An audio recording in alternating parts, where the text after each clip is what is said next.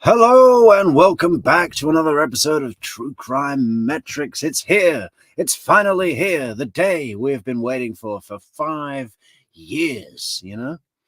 And what happened? The AV team, the media team, messed up the audio for opening statements. Can you imagine? Can you imagine? How much do I want to fire someone today? How could that happen? How did they let that happen? We can hear half. I think this video, I watched the original on Law and Crime, and I think Court TV had slightly louder audio. I was just going through the Mr. J's opening statement, and I was putting subtitles, listening to what he said with headphones, writing them down, putting them on the video timeline, and I was trying to get it all finished before tonight's show, and then I realized I'd been doing it for about an hour, and I was 2 minutes into the video. So it's probably going to take me the whole day tomorrow to do that. So I thought we'll just do this stream. We'll see how we get on, and if we can hear, and hopefully maybe YouTube's got their own closed captioning, but I want to do my own and make it fancy for the team, you know?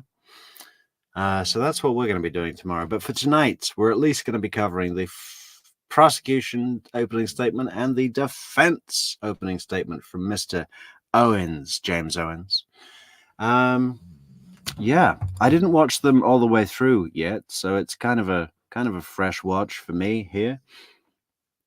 I gather everybody in the chat's already been through the whole damn day watching the entire witness testimony. I didn't see any witnesses, so I'm fresh eyes, you know. I don't think we're going to get to the witnesses tonight, but we'll at least do opening statements and see how we get on. Okay, let's have a look what Mr. J has to say. Through witnesses. With that, Mr. J, you may proceed, sir. Thank you.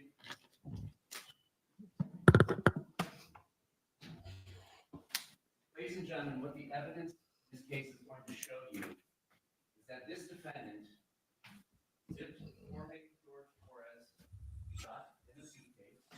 He was able to do this because at the time of his death, he only weighed 103 pounds. And she did this with the malicious intent to punish him. And then she went up.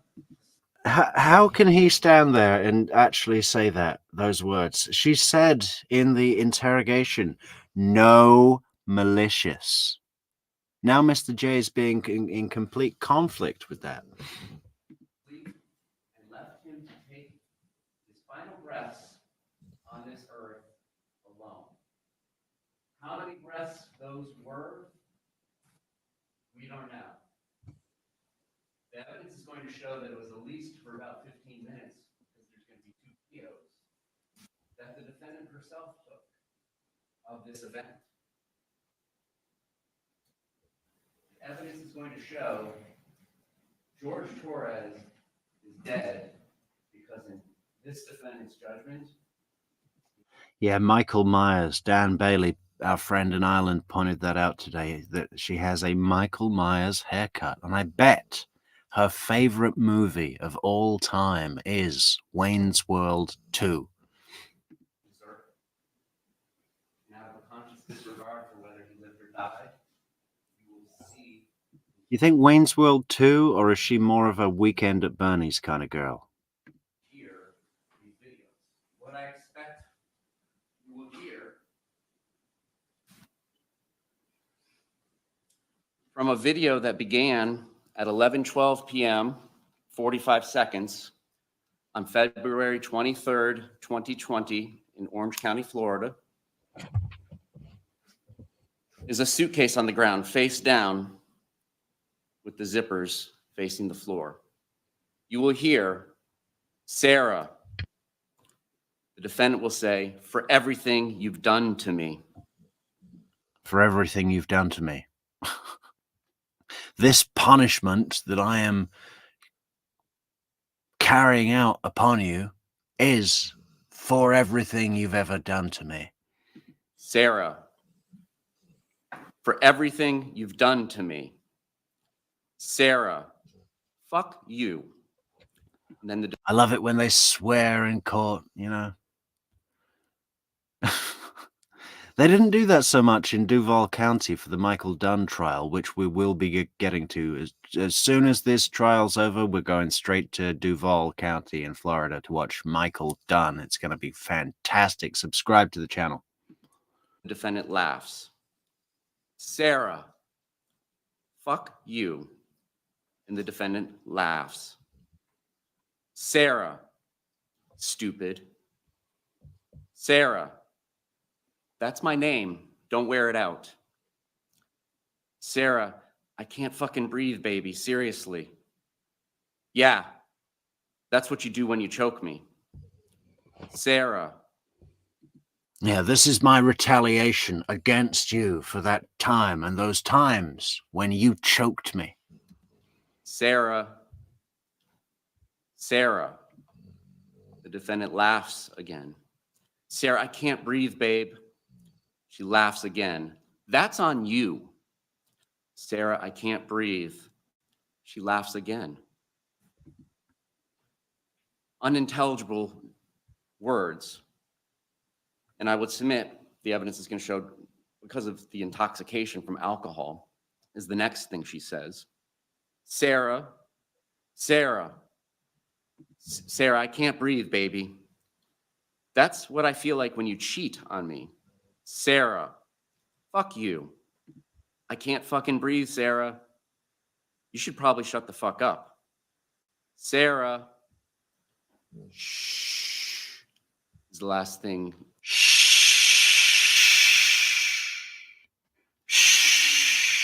How chilling is that?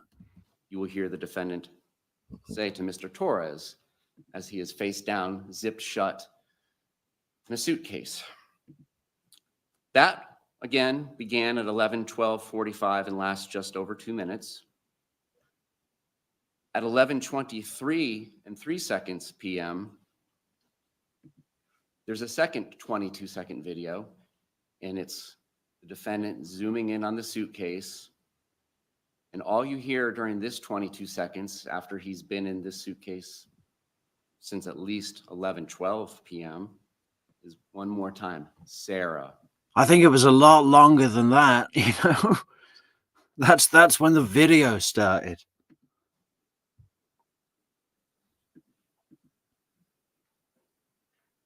How did we get to this point where 103-pound George Torres is put into this suitcase left to rot? Well, the next morning, I am fixing the audio for this, guys. I mean, you know, it's got to be done. But we're just going to have to put up with it for now. I had to wait until the end of the live feed to download the video. So that wasn't until 5 o'clock. So it is what it is for now. I think he is wearing a radio mic, though. It's maybe it's something to do with the induction loops for people's hearing aids in the courtroom, messing with the frequency. That's what it is. the defendant wakes up late morning, perhaps early afternoon, somewhere in this time range, several hours later. But the cameraman should have switched immediately to front directional boom mic, you know? Not boon, boom. And she goes downstairs, and she doesn't see George anywhere, and eventually realizes, oh my God. Leslie, it's Michael Myers. It's Michael Myers. We've found the clue, the key. It's Michael Myers, the haircut. The first thing she does after taking him out, and I believe you will hear a description by the defendant saying, took his little legs out. At some point she makes that statement. And tries to resuscitate him. Hears gurgling as she presses down on his 103-pound chest, forcing whatever air was trapped in there out of the gurgling. Then the next thing she does is she doesn't call 911. She calls Brian Boone. Brian Boone. Brian Boone is her ex-husband. They share a child in common. And this date, February 24th, 2020, is a Monday. A normal work day for most people. School day for their child that they share in common. But after they got divorced, the arrangement was every other weekend, they will co-parent. And that weekend included Friday, Saturday, Sunday. So it's that free schedule. And then Monday through Tuesdays, their child would be her responsibility. And Wednesdays and Thursdays, their child would be Mr. Brian Boone's responsibility. So February 23rd, 2020 was a Sunday. And now we've led into Monday.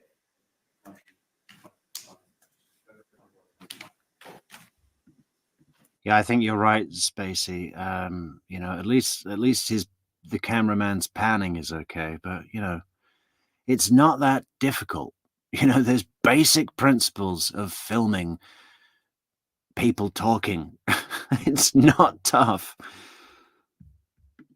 Mr. Boone had been trying actually to contact the defendant several times that morning because he just wanted to confirm she was going to get their child after school that day.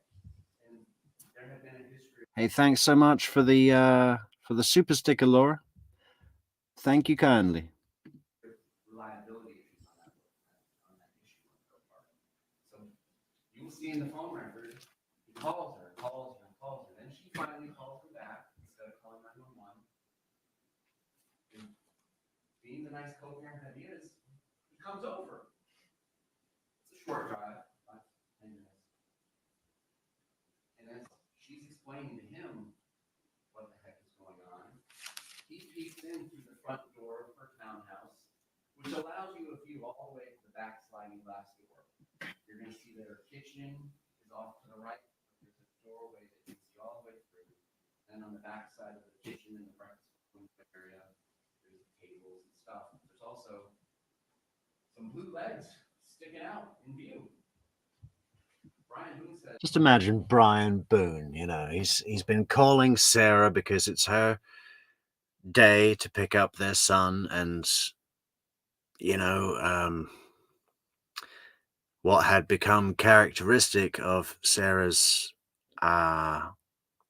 reliability or lack thereof was that Brian would have to call her multiple times to say, are you really going to pick him up? You know, so I don't get a call at 4 o'clock from the school saying no one's here for Lucas and he's sat alone in the gym hall. You know? And she finally calls him back and says, Brian, you've got to come over, quick, help. And he goes, what is it, Sarah? It's George. He won't wake up. He was in a suitcase. I found him like this. He must have just gone, okay, what is this? I guess I'll go over. He's packing up his puppy into a crate, putting the crate in the car. Oh, driving over in a Prius. Yes, it was a Prius. I wonder if he had a sun pass or a missing towing eye cap or an aftermarket wing mirror. Yeah, so he's driving over in the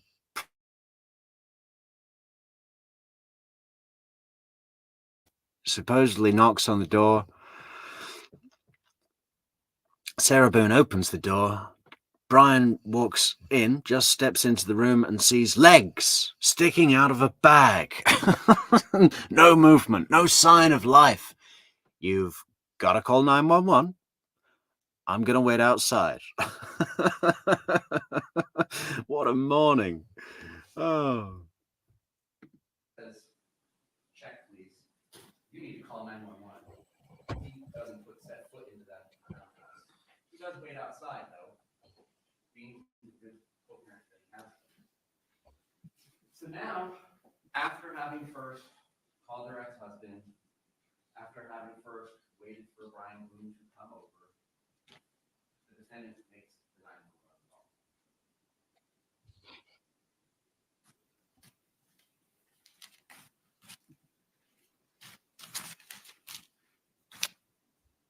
What you will not hear are tears. I know. What's up with the court reporter's location? Hasn't she got a booth to sit in or something? What? She's like just in this really conspicuous area, front and center of the room. I mean, it's more prominent than the podium. And this box here, guys, this is the suitcase, right? It's almost like George is in the box. Oh, we shouldn't speak ill of the dead.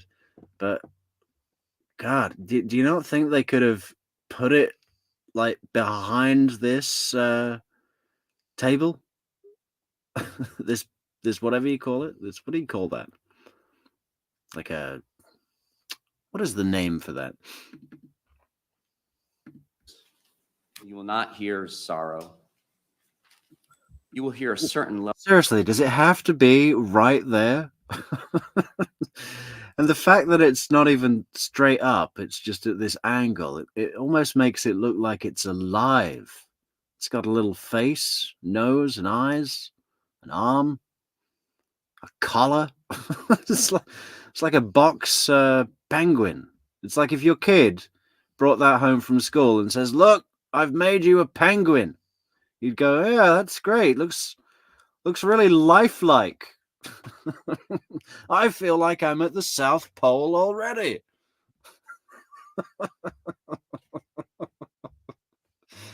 Oh, kids just have such imaginations, don't they? This is Mr. Penguin. God, now I can't stop seeing it. Level of concern. My boyfriend and I were playing last night. Put him in a suitcase, and we were playing hide and seek kind of thing. I fell asleep. Found him dead in the suitcase this morning. I don't know what happened. He had blood coming out of his mouth. Don't know if it was an aneurysm. Pulled him out of the suitcase, tried to give him CPR. He was in the suitcase and I fell asleep. He's not awake. He's purple. He's not breathing. There's some instructions about how to do CPR given to her. I gotta say, I haven't watched this all the way through. In fact, I've probably only watched it until this point, but Mr. J is not impressing me. This whole thing about reading out what she said, it's not holding the attention. I can't imagine it's working on the jury either. I mean, we as the online viewing public are at a bit of a disadvantage because we can only hear half of his statements, and that undoubtedly loses pace and everything like that. But there is no pace. What is this thing about reading out? I don't know if it was an aneurysm. Okay, well, like, tell us the story. This is the big set the scene thing, okay, Mr. J? Asking about whether an AED is available to shock his heart. It's too late. He's cold, he's stiff, he's purple. We were playing hide and seek. We were playing hide and seek. This is horrible. This is horrific what happened. Like, what happened? We were playing hide and seek last night and I fell asleep. You know, I don't know if it's just because she's a fucking knucklehead or what, but this thing about almost saying that there's no point trying to help him. He's cold, he's stiff, he's purple. Well, fair enough if someone's cold and stiff and purple. But if a trained professional was telling me, listen, there still might be a chance. Have you got that heart shocker thing? What is it called? defibrillator. Have you got that heart shocker thing? I'd go and get one. Quickly. Follow the instructions.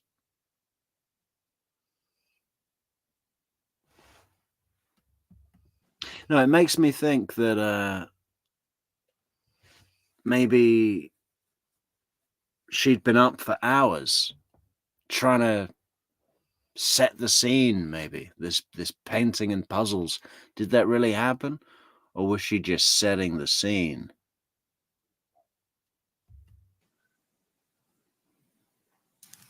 Because if she knows he's been dead for like cold and stiff and purple for like 4 hours, then you would think there's no point, because obviously if he's been in that condition for that long, well, no heart shock device is going to bring him back. So she mentions that there was blood coming out of his mouth. And his body, like all bodies in suspicious deaths, was taken to the 9th District Medical Examiner's office and autopsy. What the doctor found was what you expect after being left in the suitcase, crumpled up in the fetal position. He passed from positional asphyxiation, meaning like you're not going to get full breaths when you're crumpled up like an accordion, and environmental suffocation. You don't have to have a plastic bag over your head, tape shut with a full roll of duct tape to seal it off 100%, be worthy of the vacuum of space to environmentally suffocate. It's close enough if you can't get the oxygen and the CO2 coming in and out of your environment.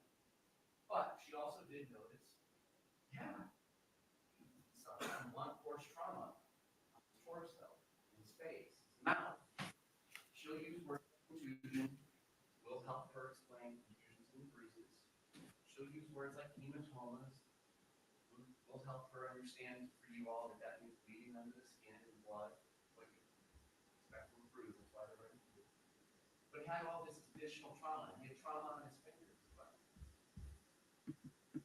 So now, And he's just totally talked down to the jury here. Hematoma and contusion, I knew what those things meant. I mean, it's like, give them a chance, the sheriff's office, Orange County Fire Rescue show up, and the defendant interacts with the first patrol officer. You will see and hear that body-worn camera. It's more of the same of what we heard on the 911 call. Hi, you see, things are good. I fell asleep. What happened? A few hours later, the detectives from the homicide unit at the Orange County Sheriff's Office approach her and are ready to interview her after doing some initial things, which includes grabbing her cell phone off of the counter that was found at a suitcase by Mr. Torres, and giving it to one of their digital forensic examiners, who we'll hear from later in the trial. But it's time to give a first interview with the defendant. So they do a first interview with the defendant in one of their unmarked detective patrol cars there on the scene. And the basics of this remain the same, but there's a little more elaboration, as you would expect from trained detectives versus getting the 911 call taken. But the basics of what the defendant tells them is, we had wine, we painted, we drew, we did puzzles. The particular wine we had was a Chardonnay from the Woodbridge winery. The bottles, plural, are in the trash. We started about 4 p.m. after Mr. Torres went to the store. Puzzles, art, listening to music, enjoying each other's company. We were literally just enjoying one another's company. The other bottle of wine that was left over from Boer wasn't even half full. So the description she is saying is 1 bottle of wine and plus a fraction of a bottle of wine Hello, Carrie Brooke. left over from the night before. Ladies and gentlemen, not all bottles of wine are made the same. Many of us may envision what you would expect at a restaurant. Those are 750s, 750 milliliters of Bottles of wine that were recovered from the defendant's trash can were 1.5 liters. So the equivalent of 2 standard bottles of wine. A 1.5. I find it amazing that we're only learning this now, that they were double barrel bottles, 1.5 liters. That that makes more sense. But I'm telling you right now, 2 bottles of wine each wouldn't be that much for them. I mean, that's it's quite a lot for anybody, but there had to be something else. There had to be a bottle of vodka as well. I mean, and it wouldn't have even lasted them long. Sarah said they started drinking at 4 o'clock. 2 bottles of wine would be done each within 2 hours. Easy. I mean, that would take them up till 6 o'clock. The video didn't happen until 11:30 or whatever it was. There's 5 extra hours there. What, they just stopped drinking? I don't think so. 5-liter bottle of wine is 50 ounces. Given that a standard serving of wine is 5 ounces, you can begin to do the math. And there's receipts. The day before, Saturday, February 22nd, 2020, there is a receipt from Publix for a bottle of Woodbridge wine for $9.74. And then Sunday at 12:17 p.m., there is another receipt for $9.74 for a Woodbridge Chardonnay bottle of wine. And then at about 5:30 in the afternoon on February 23rd, again, there is another receipt for the same bottle of wine for the same price. And those 2 bottles of wine were recovered. Yeah, Leslie, they were Magnum bottles. Well, I'm not exactly certain of that. Let's just double check that. Volume of a Magnum bottle. Yeah, it's a Magnum bottle, 1.5 liter. They're going to be produced to you in evidence, and you will see that they are, in fact, Magnum bottles of wine. So there you go. That's the context that we're dealing with when we hear things like, we only had 1 bottle of wine, and we finished what was left in the bottle of wine from before.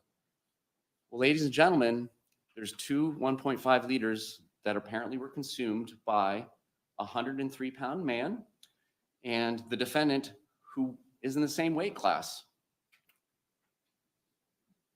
Plus, if you believe that the defendant and the decedent would leave leftover wine from any given day, any additional wine that was remaining from the 1.5 liters from Saturday. Ladies and gentlemen, that's a lot of wine. So in that context, we were just having wine, enjoying each other's company. At one point, we play hide and seek. She says she didn't zip it up all the way.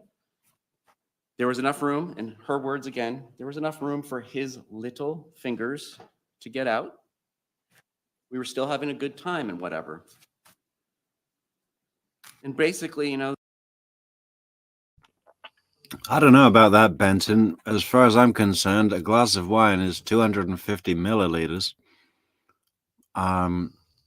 which would be 6 drinks per bottle.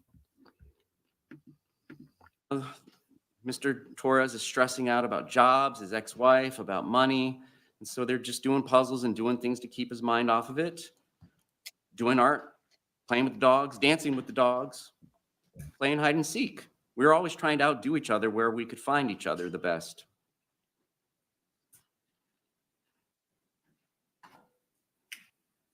When they started playing hide and seek, she went up to the shower and then got tired of hanging out in the shower and came down, and that's when she found him playing around in the suitcase. We both thought it was funny. I'm going to zip you up. 2 little fingers could stick out. And she went upstairs thinking, he'll get out, we're going to have sex and go to sleep and call it a day. It was a good day. She insists that they had wine, but were not drunk.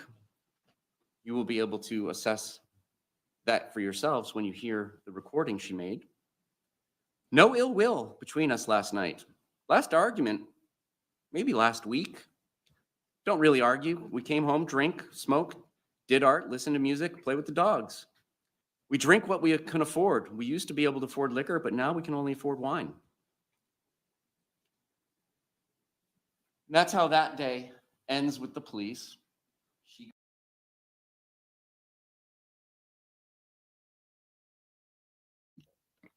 Hey, Dan, is that a sure thing? I used to know a guy who did that. It was brilliant. He'd sit every day with the racing post.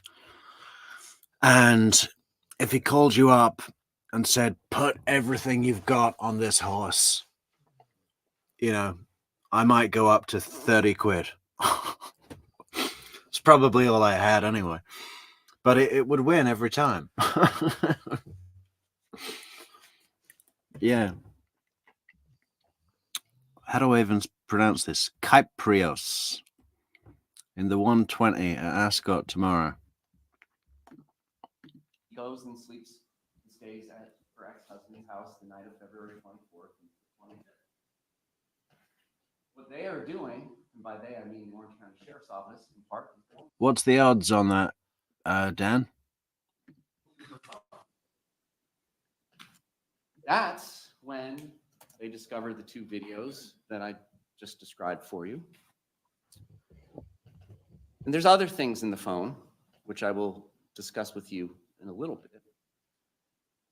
But she's summoned in for another interview, and she sits down and gives another interview on February 25th, now Tuesday. She does describe past instances of violence.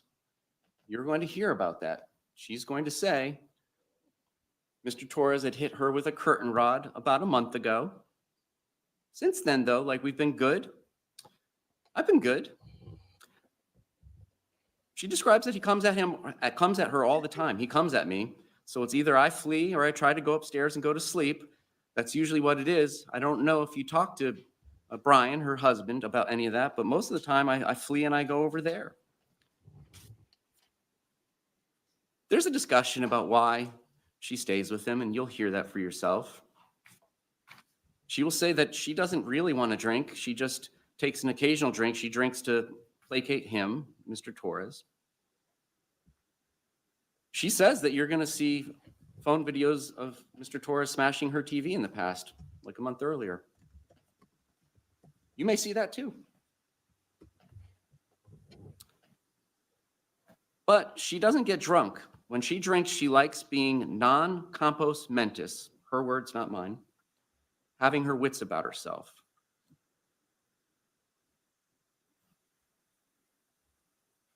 Then she gets to the hide and seek again and describes that they've played it 3 times before, but had never zipped one another shut in it before. And they were really just running out of places to hide because it's just a townhome. She does not remember, according to her, she does not remember taking any photos or videos of the night's events. At this point, they ask her, well, would you like to see it?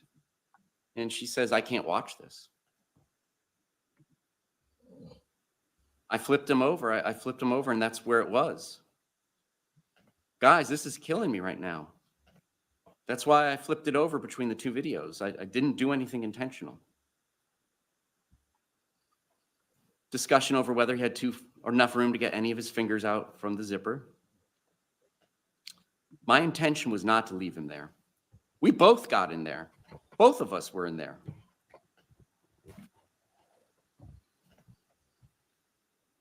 When she went upstairs, my plan was not to, quote, he'll be up here any minute. My plan wasn't to leave him in the suitcase.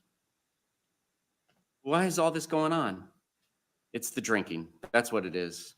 It's the drinking. I thought he was okay. Guys, that's how we were with each other. Nobody understands our relationship. This whole suitcase thing never happened before. Though she described it happening before. I'll never drink alcohol again.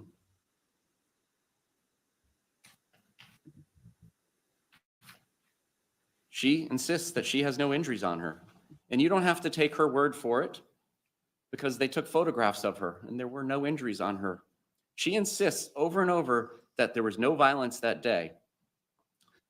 It's like, okay, we're in a good place right now. I asked her about saying fuck you to Mr. Torres. Well, that's just being playful and having a good day. Everybody's having a good day. I didn't touch him, nor did he touch me. Her words. Correct, Esmeralda. This guy does not know how to hold the room at all. You know, Christopher DeCoste would have made this the most epic tale, colorful story. He'd have taken you'd have been in the suitcase with George if Christopher DeCoste was telling this tale.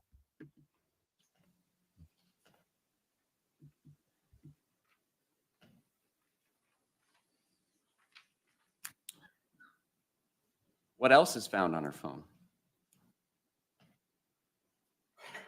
There's a conversation between Mr. Torres's brother, and again, nobody knows who's using these phones at the time text messages are sent in these records that you're going to see.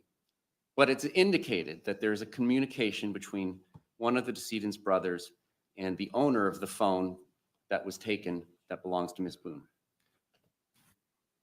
The text from the brother is, yo, my daughter told me what you did, Sarah.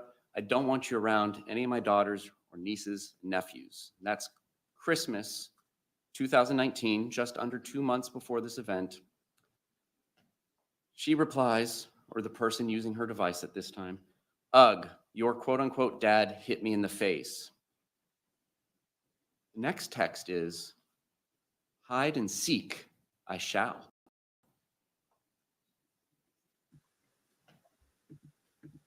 What is this ugh thing that she keeps saying in these texts? I mean, I've never heard of that. Is that a thing? Ugh.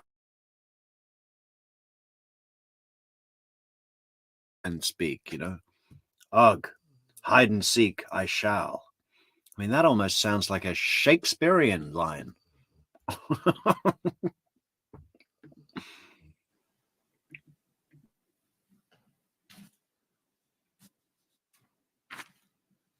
January 13th, there's another heated discussion.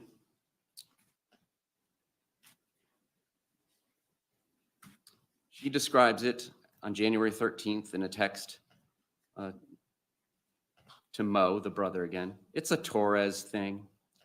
Boo. Sends a picture. Keep the fugly creep out too. It's still fugly. Lose. The brother responds, please do something with yourself, Sarah. God bless you. The defendant's response, and bless you and all of you too. I'll get, in all capitals, rid of him. Then it'll be, in all capitals, better. Ugh, Torres. Referring to me. I'll get rid of him. Then it'll be better. Ugh, Torres. What is she on, man? How many magnums did she have that day? Mr. Torres, getting rid of.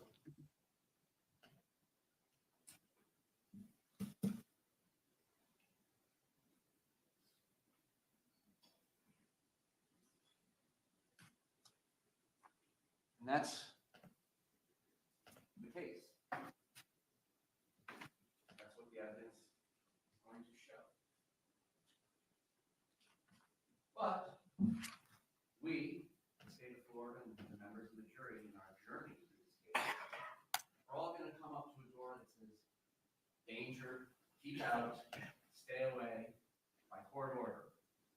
And that door says, the defendant's history with the victim.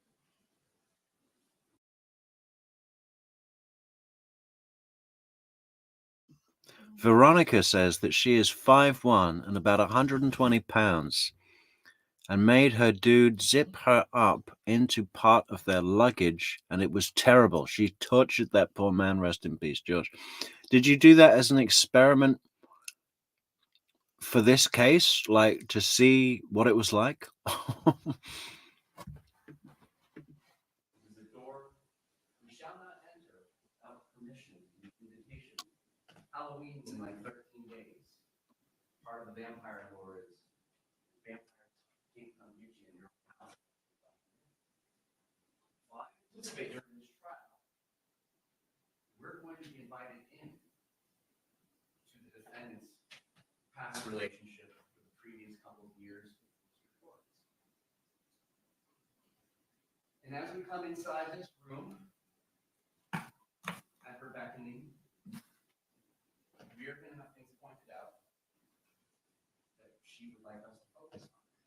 And you're going to hear the first night the defendant met the decedent, Mr. Torres, he smashes her phone, punches her. It's the first time in her life she'd ever been punched, I expect the testimony to be. And he made her curl up in a fetal position on her own porch for 4 hours, and she was only able to escape this situation when he fell asleep. I expect that you're going to hear that Mr. Torres is an alcoholic. I expect you may hear his high score on his blood alcohol level was a 342 once when he got treated at the hospital. This is a man who has serious alcohol problems, and I expect you're going to hear about that. Despite that first date, and this is going to tie into some other things that I expect could possibly come in. Despite that first date, despite at that point in time of this first date not having a relationship, emotional ties, the things that come along with a relationship that make it harder to break off a relationship, it's one thing to have a bad first date, it's another thing to have a bad date. Despite that first date, there's a second and a third. Now, these days are at bars, and there's nothing wrong with that. But, and it just typically ends up, she's going to tell you, I suspect, or you're going to hear that she said, it's one Has anybody seen Days of Wine and Roses with Jack Lemmon? thing or the other. Like, I ask a dude for a cigarette, Mr. Torres flips out, and I'm going to pay the price. Just things like that. You're going to hear and potentially see, yes, there were injuries that the defendant is going to attribute to the victim causing her. Black eyes, cuts in the face, perhaps from the curtain incident that was mentioned in the police interview. Happened about a month. Bloody ear, a stab wound in the leg, which is perhaps described as sword fighting, playing around in medical. But nonetheless, I suspect you're going to hear and see a lot about their past history. And at the end, if this occurs, if this comes in, the state is going to have the opportunity to take lead of the tour in this room labeled the defendant and the victim's past history. I'm not going to go into that now. If this all comes forward, the blooms on the tree during the trial, we'll discuss it at the end where it's more appropriate. But I'm asking you to not rush to judgment until you hear all of the evidence in the case. And then apply whether or not these past instances have anything to do with what happened on February 20th. Now, like a home inspector, there are experts to come in and kind of help walk everybody through this room labeled the defendant and the victim's past relationship. I suspect there's a chance we may hear from some experts, psychologists and psychiatrists, about battered spouses. The state is not challenging in any way that battered spouse syndrome exists. We all recognize, the experts will tell you all about it. Not disputing that at all. But there's some things that we would hope that you pay attention to during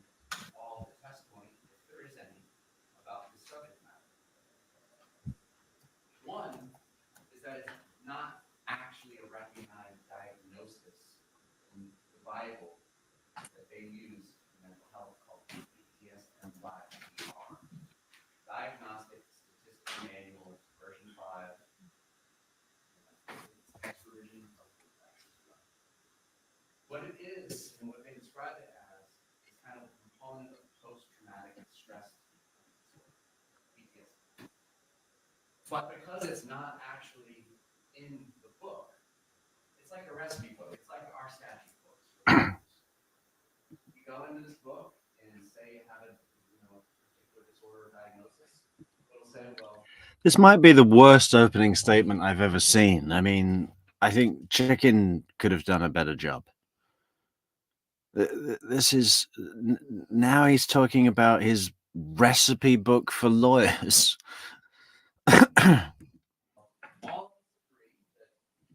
Yeah, Days of Wine and Roses is a great film with Jack Lemmon, and I forget the name of the actress, but it's about a codependent relationship of two alcoholics, and they go through a mess, a real mess, and they sort of, sometimes they both get sober at the same time, and sometimes one of them gets sober and tries to influence the other one, and then they go back to drinking, and it goes on and on and on and on and on. It's a really long film, I think. And basically, the end of the film is that Jack Lemmon gets straight and clean, and he's trying to help his, I can't remember if they were still together at the time or not, but he's trying to help the woman, and she can't be helped. And the final scene is that he's watching her walk back into the bar. And the thing about codependent alcoholic relationships is that they never end, because you're locked in this thing of mutual understanding when other people around you aren't alcoholics. And that kind of behavior that comes with it worries people. So they become the others, right? So you're locked in this thing where you've got this mutual understanding about this daily routine, right? And the only way out of it is you can't get out of it together, basically. It doesn't happen. That's the impossible thing about it, right? One of you is going to have to leave the other one at the bar, or something like this is going to happen. One of you is going to lock the other one in a suitcase and pass out and be on trial for murder, and the other one will be dead. One of you has to leave the other one at the bar. That's it. If you stay together, you can't get out of it because you've got this thing, this support of your condition, Jack Lemmon told us all about it. Good movie, but it's black and white, and I know some people don't like that. I don't know why, though.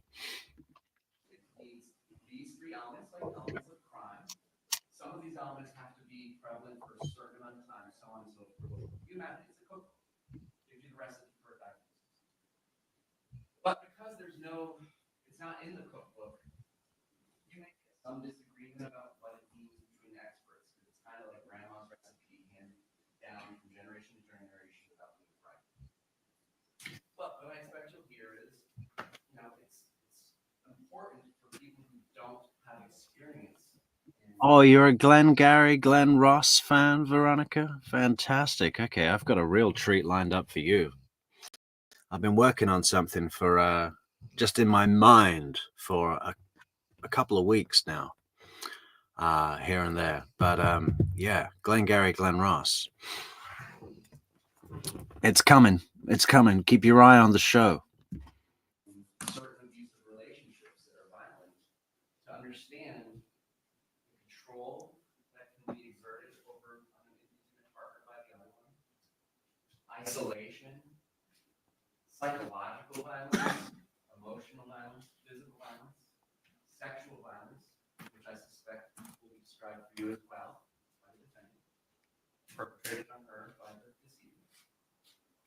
You will hear about all this. And what it ties into at the end of the day, we talk about this during jury selection, is if there is a self-defense instruction read to you, this is to help you understand what an objective and reasonable person in the circumstances would do. Because years ago, we've gotten better as a society. Yeah, you hit the nail on the head there, Derek. That's the scene I'm working with. Years ago, when this was first being researched, the question would be, well, why don't you leave? In battered spouse syndrome, the testimony from Metrix help explain explain those things to people, well, it's not that easy. You got to look at what's going on in the relationship, isolation, control, so on and so forth. And that explains why you wouldn't believe. Well, now, but turning to the facts of our case, Hey, this is great. There's so many Glengarry fans in the house. I was worried that no one would get it. Yeah, no, I'm working on a kind of I guess you'd call it um, a special kind of spoof orientated promotion. But you'll have to wait and see. what you're going to decide the facts are is ordinary, objective, reasonable person in those circumstances taking those actions if you get a self-defense instruction as part of that. That's what it's used for. It's not used for explaining subjective beliefs that one holds. What you will also hear about these things is just like any other doctor or any expert, like a home inspector. If a home inspector's report was based solely on the person who's trying to sell that house, what they say about the house, great shape. I rewired the entire thing. Brand new JDC pipes.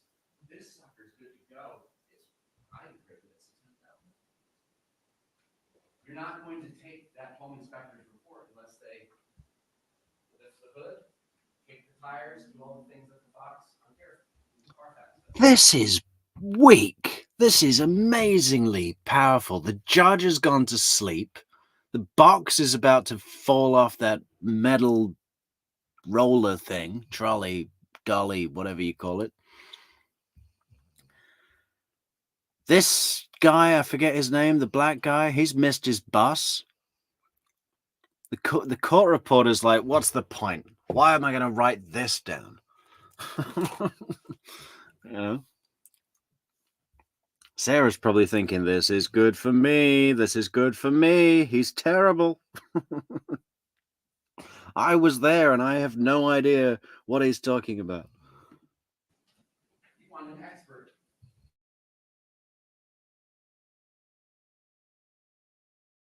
What is the information that he or she relies on?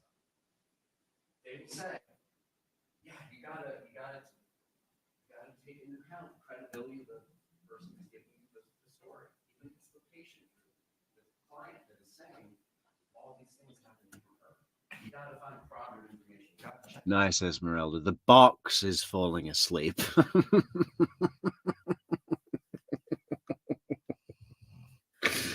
Oh, I love that. That's great. Particularly in circumstances that we discussed.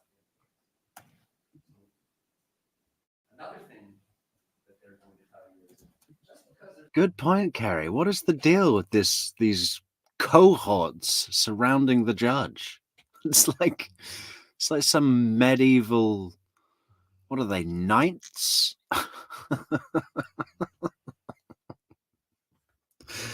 What is that about?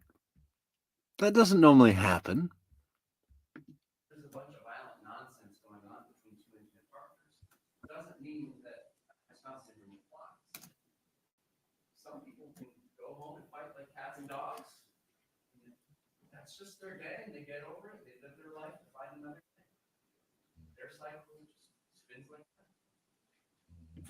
So just because you hear about those things, what the experts will tell you, doesn't mean that it necessarily applies. If this testimony comes in, I expect that Dr. Harper will say that it applies to this group. But we'll talk about what she relied upon to make that conclusion. We'll talk about some other things and take that journey together. But at the end of the day, after you hear all of the evidence in this case, particularly straight. I am working on the transcription at the moment, and I wanted to do it before tonight's show, but it took too damn long. You know, I should be able to get it done by tomorrow. Horse's mouth to a video where you don't have to rely upon the credibility of anything other than your own two eyes and your own two ears. The state admits that you're going to return a guilty verdict for second-degree murder. What the evidence is going to show is that the defendant killed Mr. Torres because she decided he deserved it, not because the evidence will show an objective, reasonable person for circumstances needed. Thank you, Mr. J. Any Terrible quick turn away there as well. You know, like a squirrel running away. I mean, you don't do that. You hold the last moment, you know? Presence. You create presence. You don't turn and run. Look at that again. Thank you. And then he goes. Scurries off like a little woodland creature.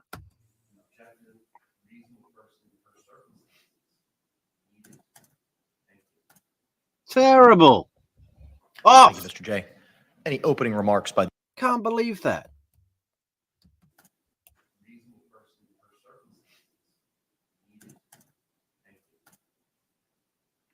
It's like he can't wait to get away.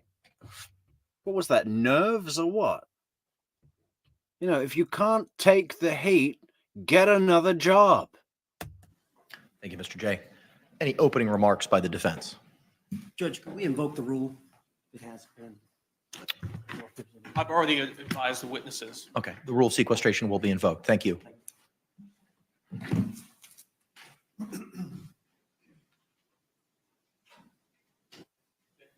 You may proceed, sir. Ladies and gentlemen, good morning. Appreciate y'all being here. I was introduced before. My name is James Owens, and I represent Sarah Boone, along with Tony Henderson and Kevin Beck. Now, this is going to be a several-day trial. Obviously, today, Tuesday, Wednesday, we're not sure, but trying to make arrangements for witnesses to fly in, expert witnesses to fly in, and we'll know more probably end of the day when we're on to something like that. But I know your focus is on this case because you took an oath. Ladies and gentlemen, there is no higher calling than to write a will. No higher calling than to write a will. And we're going to ask you again to write this will. And find Sarah Boone not guilty because she was justified in the force that she used to defend herself. If that force was reasonable, It seems like the camera guy has either forgotten to turn on the radio mic, or they're not wearing one, or there's a problem with the frequency from the induction loops, or what. We've waited 5 years for this. You know, the judge in the Ezra McCandless trial, Judge Peterson, I think. He made a point. He was always on the case. He was like, the lawyer would start to speak, and he was, your microphone's not on. I can hear you, but what about the people online? You know, we need some of that from Pilot Kranick, Captain Kranick. under the circumstances that existed between Sarah Boone and George Torres.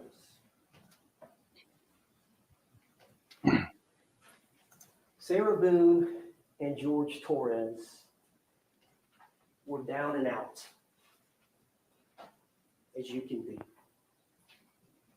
Their life centered around alcohol. Both of them suffered from, used to be called alcoholism, now it's called alcohol abuse syndrome. And so day to day, Syndrome, huh? they struggle with the use of alcohol. You can imagine that. It affected their jobs. It affected keeping employment. It affected even getting a job.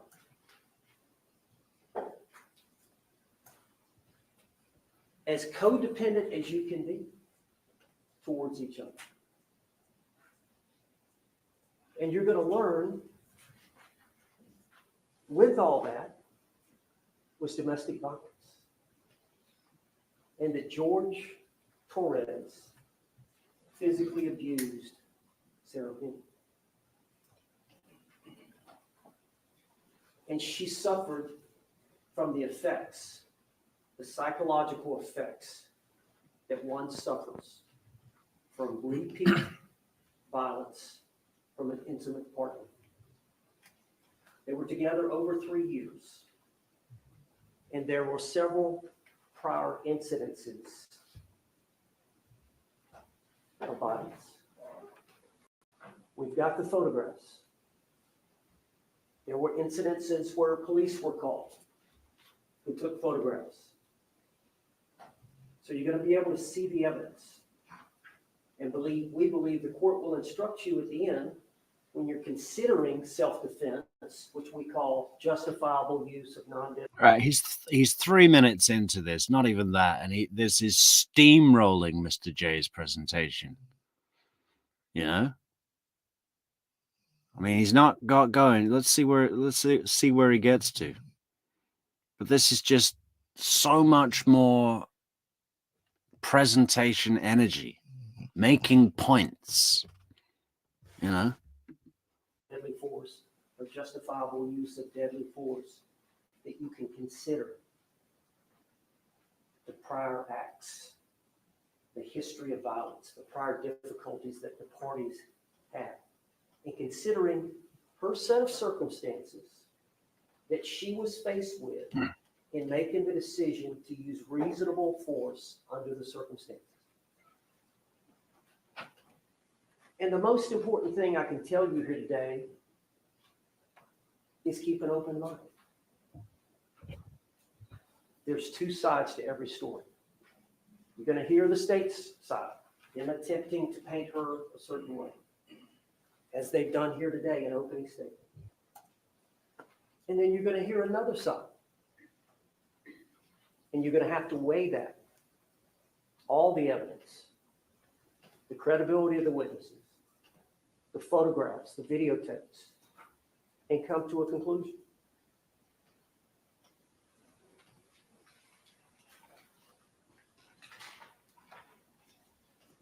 Now let's talk about this day, February 23rd of 2020, the date of this event. This case has been pending for some time. Here we are, October of 2024. I think the evidence is going to show that they had purchased some wine the day before, but they hadn't finished all of that. So it was in the refrigerator. Many times that's how they start their day. At some point, you're going to see a video from Publix, from where they live. I believe it's Winter Park. But Publix was not too far from their apartment complex. And they took their car, they drove over there.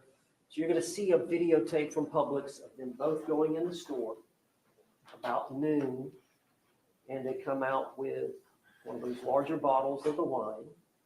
And then, of course, there's a receipt, and the bottles are in the garbage can.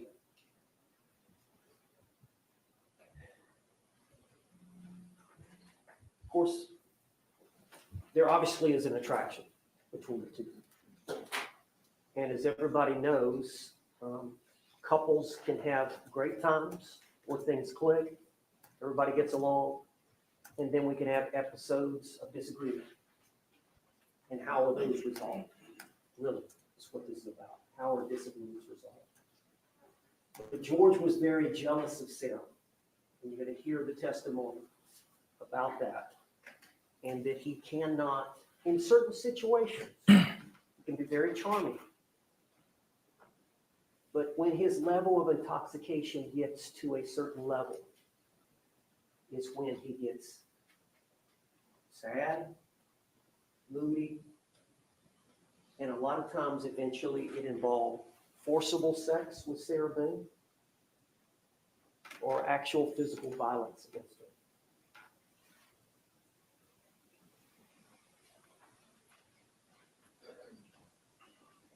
They bought the wine. It's a simple life. They don't have much money. but they both like art.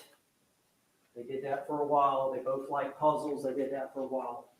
Well, about 5 or so, the wine bottle was gone. And George had said, I want to go get some cigarettes.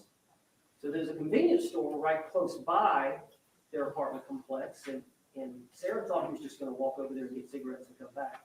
But no, what he did was he got her keys, he got her debit card, and he went over to Publix and he got another bottle. Bullshit. She sent him to the store to get wine.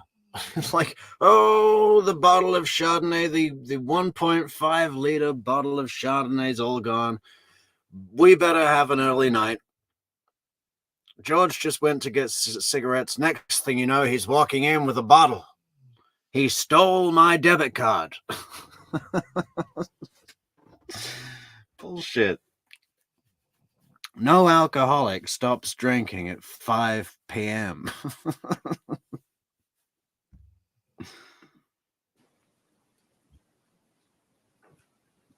I think that was about 5:30, something like that. And again, there'll be the Publix video showing him going in, going out, and there'll be a receipt for the purchase of that bottle, and then they'll keep that bottle. Will be in the garbage can along with the other bottle. Well, when he comes in with the second bottle, Sarah knows this is not good. She knows this means he's going to get to another level of intoxication. So Sarah's concerned. So she attempts to placate him, keep him busy, keep him in a good mood. They drink that bottle, which she drinks as well.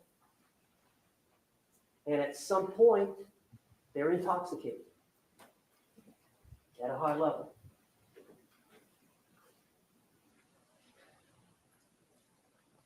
As some people do when they're drunk, they get silly.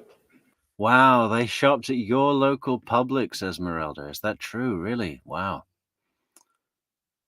That'd be weird. I mean, walking around the aisles of Publix where Sarah and George walked. How crazy is that? And they decide to play a game of hide and seek. She goes upstairs, their bedroom's upstairs, to the shower and waits for a period of time.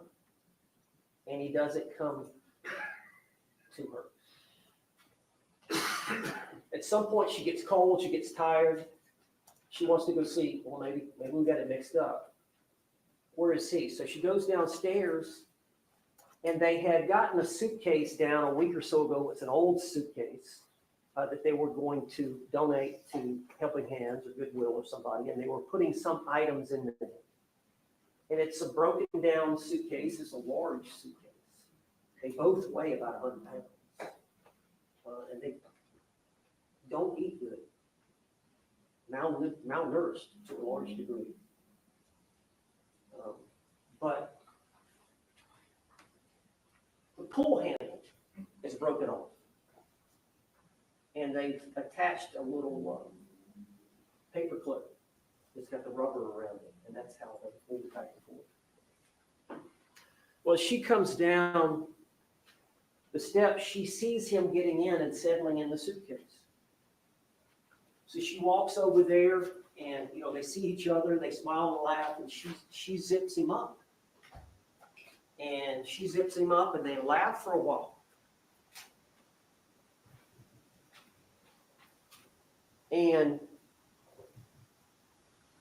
they carry on. She sits on the couch, and at some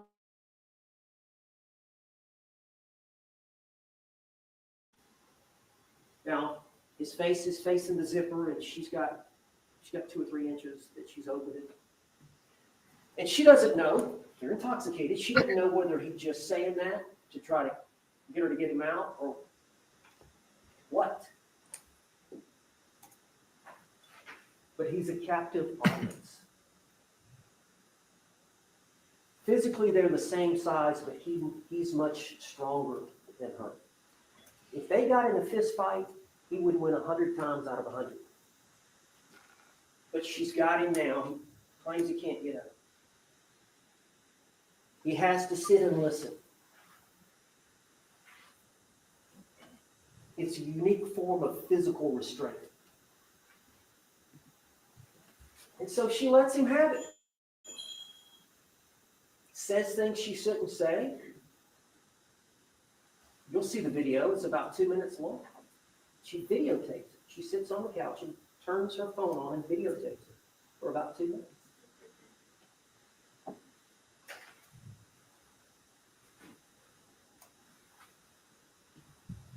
There's another video. Neverly! Here she is. Soap, where is your trumpet? Announce! Announce! It's approximately 11 minutes later. The first video, George's, the suitcase is flipped upside down. The zippers are off. 11 minutes later, Sarah has flipped it right side up. Again, open for him to get out.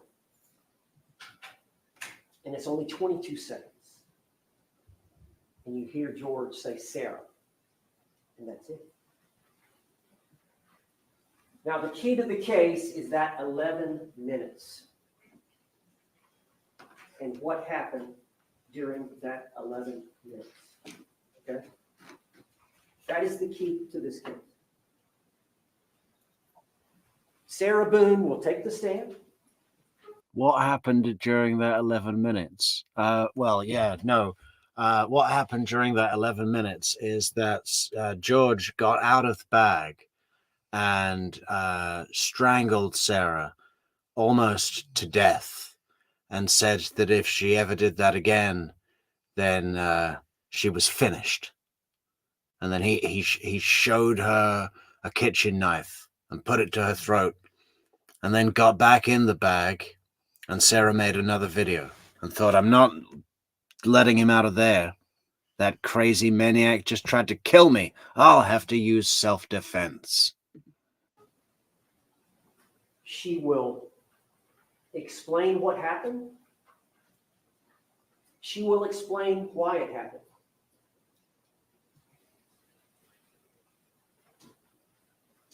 The evidence will show that she was justified in the action she took to prevent an attack from George Torres, which the law acknowledges that every one of us has a right to invoke, the right of self-defense.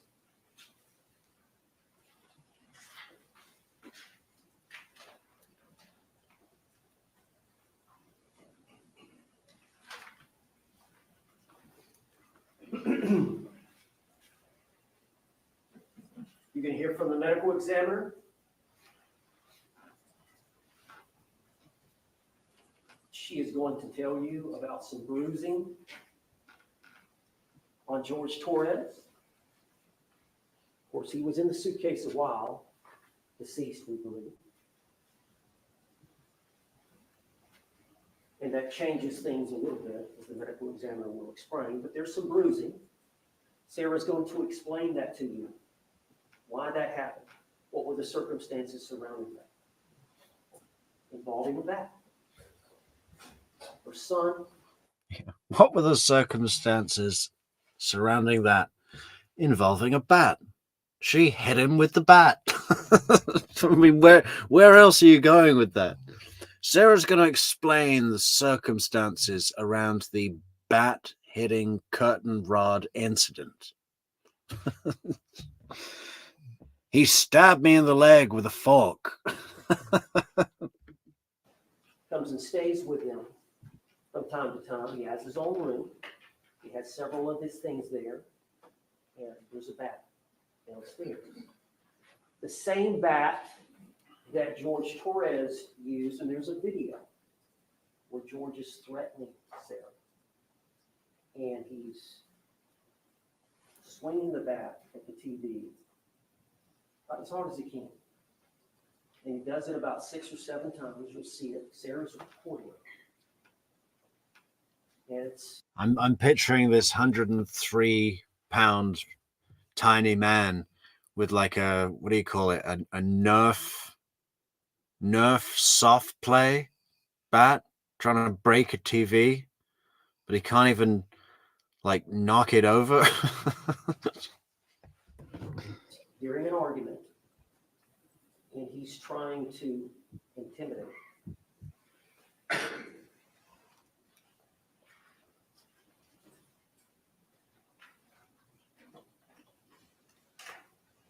Sarah loved you. You know, you're going to hear why women Michelle, welcome back. Good to see you again. leave. Why women don't leave.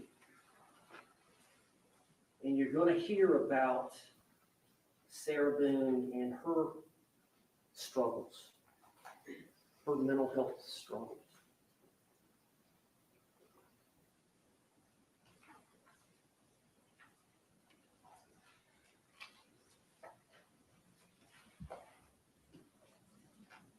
Evan, how's it going?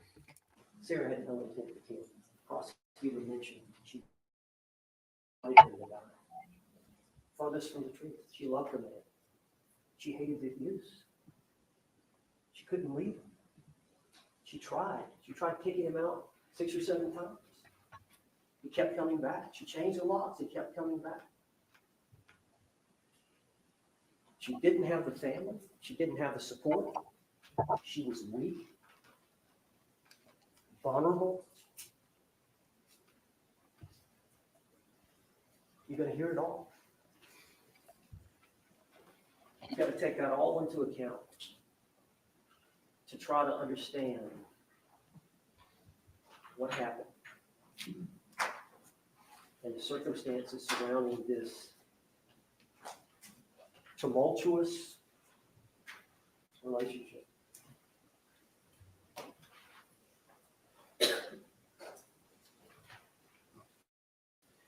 Now, you're going to find that Sarah's not perfect. And, you know, she goes, as many of us do when we drink too much, you know, you sleep in. She slept in. 11, 12, 1, somewhere around there. She moseys downstairs looking for George.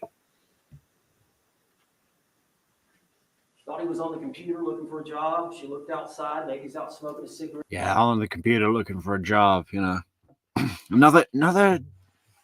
another tale of this job search shit. You know, unless you're a go-get-'em professional, anyone who says I'm doing a job search is fucking lying, right? It's the perfect thing because a job search doesn't have a specific amount of time, right? It could be 20 minutes or it could be 4 hours. If you say to someone, yeah, I was just doing my job search, that can buy you any amount of time that you want, right? It's like a blank check for time. But Chandler Halderson didn't look for one single job. He made a lot of them up. You know? Yes, Elon Musk has got in touch and wants me to come down to Titusville, Florida to help him with his solar panels. Yes, Elon wants to take me to space. We're going to have lunch on the moon, and he's going to tell me all about my new roles and responsibilities at SpaceX. You know? Meanwhile, he's upstairs rubbing his Cool Ranch Dorito crumb covered fingers all over his own pillow so he can use his gaming control pad. You know, I can just see him doing that. You know, he's got doodle dust all over his fingers and he just wipes it on the same pillowcase that he will use later to sleep on. You know, disgusting. And she sees the suitcase.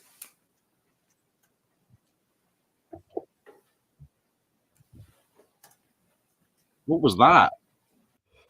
Man, I thought he was going to take off his face reveal that he is George Torres. I'm not dead. What the fuck? That's like the bit in, what is that movie where they just peel back the skin? It's like the Scooby-Doo villain. Look, it's Old Man Withers from the Haunted Amusement Park. And he's going to say, yeah, and I would have gotten away with it too if it hadn't been for you snooping kids. Outside, maybe he's out smoking a cigarette, and she sees the suitcase.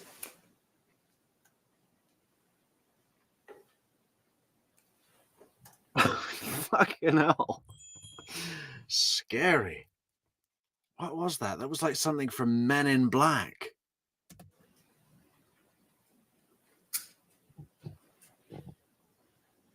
She unzips it. She gets him out. I want to take his face off. Don't you just love it when they say the name of the movie in the movie? That's got to be the best trope there is. He's purple. She tries her best to do some CPR. She freaks out. The only family she's got is her ex-husband, really. She relies on him. As the prosecutor said, a lot of times she'll flee to her ex-husband's house, where her son is at. Hey, thanks so much, Esmeralda, for the coffee. Much appreciated, Esmeralda. I was actually going to make a coffee before tonight's show, but I was worried that if I have one, I'll have 6, and then when I finally do get to sleep, I won't sleep, and it'll just throw me out of whack for the entire weekend. So we're not doing that. We will have a coffee in the morning, so much appreciated, Ezzy. Yes, please, if anyone wants to support the channel, remember to like the video, share, subscribe, leave a comment.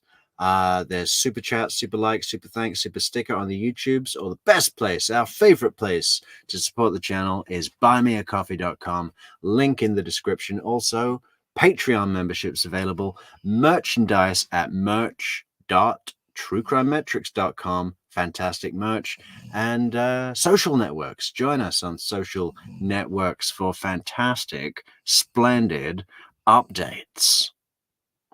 And what else have we got? Discord. Come over to Discord. I have been so slack on Discord myself recently. I've got to get back in the game. You know. Been busy on the ground doing ground things. But yes, please do leave a like on the video, share, subscribe, leave a comment, buy us a coffee on buymeacoffee.com. Link in the description, Patreon memberships, merch at the merch store, Discord, social networks, and that's about it. Thank you. Lucas.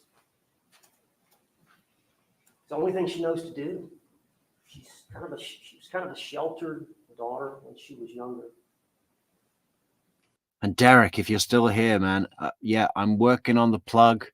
It's just, you know, there's a lot of plates in the air. I really, really love the plug music, and we're going to be taking full advantage of that real soon, just as I get enough time for a bit of post-production here, because, yeah, a lot of plates in the air, man, but we haven't forgotten, and we're on the case. Thank you so much for producing that. Oh, 3 cheers for Derek for adding some wonderful polish to the show. She's smart, but she's not worldly.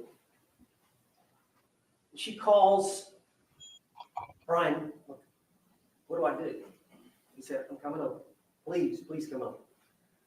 He's about 5 minutes away. And she calls him again within a couple of minutes. Yeah, I'm on the way. He gets there. He walks in the foyer and sees his legs. He said, call 911. She calls 911 within a minute, 2. Detective Rodriguez arrives. You know, they got the body cam now, so it's recorded. So you're going to hear Sarah talking.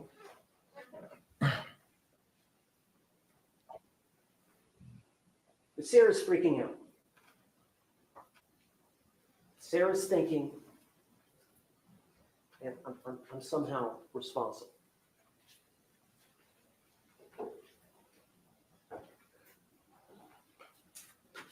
eventually, she gives a statement to law enforcement. She gives one to Detective or Deputy Rodriguez. Of course, she's not the homicide investigator. She's just responding. She's the first responder. And, they know what to do. They try to assess the situation. They start putting the tape out. And then they call for the homicide investigators to come, which takes a little time. So she gets a statement from Sarah. Eventually, the homicide detectives get a statement from Sarah and one of the unmarked squad cars. And it's recorded. They hear that. And then the next day, they take Sarah's phone. Sarah gives them the phone, signs the consent to take the phone, take it to, they have a phone extraction people at the sheriff's department where they can take it and take out all the data, all your phone calls, text messages, photographs, videos, all that. And they find these 2 videos. Sarah's not aware, she doesn't remember making the video. You can imagine. She gives them the phone. Well, she makes no attempts to do anything other than, here's the phone. So they tell her, you're going to get your phone back tomorrow. We'll bring it back to you tomorrow. Well, they end up having a conversation with the female detective, homicide detective, Hobson is her name, Chelsea Hobson. And they end up, Deputy Cops was pregnant, or Detective Cops was pregnant. They end up, hey, we're not going to bring your phone. I'm not feeling good, pregnant. Can you come to the sheriff's department? Which Sarah Boone was to tell you that was what I was going. That's what they told me I was going to the sheriff's department for. Well, instead, it was an interrogation. And they were going to arrest her. They made their mind up on it. And they were going to confront her and try to get her to confess based on the 2 videotapes. And so there's approximately a 2-hour interrogation that was on the 25th in the afternoon when she got there to get her phone. They said, well, we got to come up here. We need to talk. And they got her in the room. It's a small room, but it's being videotaped and audio taped. And it goes on for about 2 hours of them trying to get a confession to murder. And it doesn't happen. But Sarah lies. She's scared. She can tell they're trying to pin her on this, that this was some kind of intentional act, and it was not. So she lies. She's not a lawyer. She doesn't know about self-defense. She doesn't understand she has a lawful right to defend herself. She doesn't understand that she's justified in using the force that she used. She doesn't. I wasn't there to advise her. No lawyer was there. So she lied. And you're going to hear that.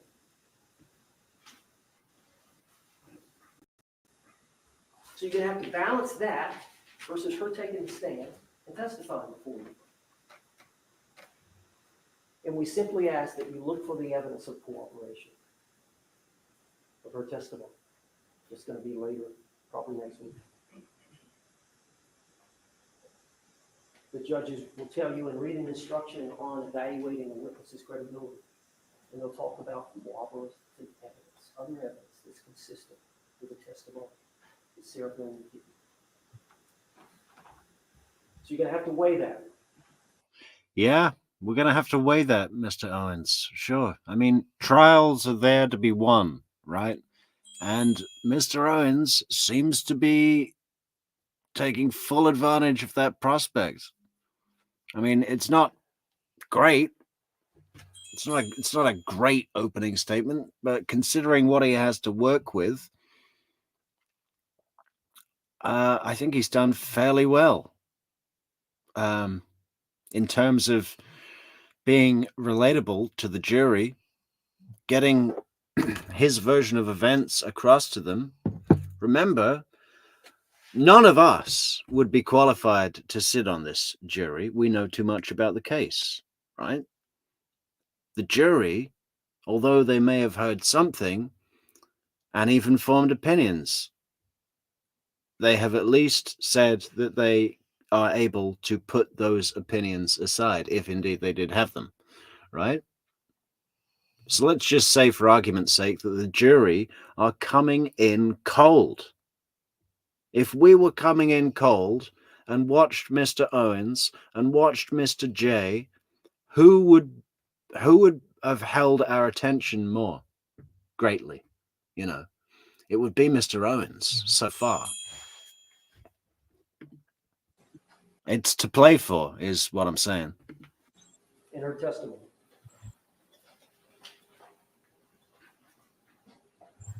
Now, self-defense, we talked about it in jury selection, usually a gun, some deadly weapon. The suitcase in this case was a physical restraint or a blocking of an attack, but it was unconventional. Self-defense, nonetheless.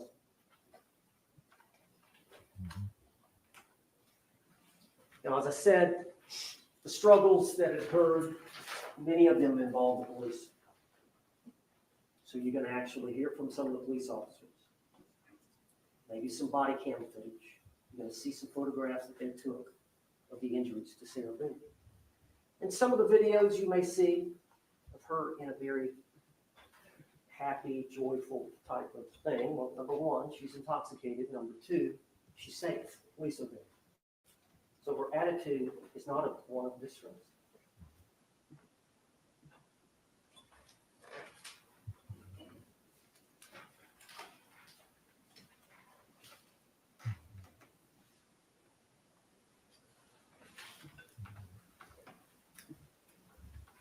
We're here today, full packed courtroom. Judge Grant's here, but you're the most important people. Because you've got to decide this case honestly, fairly, and according to the law. And we talked about the two biggest principles from the Constitution that apply. In this case, and in every case in which a citizen like Sarah Boone is brought into a courtroom and accused of a crime. The first is... Yes, Albert, thank you so much. I just saw that coffee come in. Thank you, Albert. Well done for supporting the channel. We like it, Albert. Thank you so much. You as a juror must presume or believe that Sarah... Coffees. Sorry, plural, coffees. Yes, we got both of them. ...is innocent. And that belief stays with you throughout the entire trial. Because of that, she doesn't have to prove anything. That's why the state went first in jury selection. That's why the state went first today. That's why the state will go first putting on their case. They have the burden of proof, and it's the highest burden we recognize in any type of litigation in this country. Proof beyond and to the exclusion of every reasonable doubt. You are going to have doubts about this case. And Evan, thanks so much, Evan. I just saw those come in as well. Thank you very much, Evan. Evan, you are sending us to heaven. Wonderful. But the most important thing is not to rush to judgment, to keep an open mind and understand there's two sides to this case. There's their side and there's our side. So you can't form any fixed opinions early on. That's hard to do, as Mr. Henderson said in jury selection. That's extremely hard to do. Now you're going to hear some testimony. There's been mention of experts. Battered women's experiences affect her perception of imminent danger. Battered women's experiences affect her perception of imminent danger. Victims of repeat violence may fear death in a situation others would not.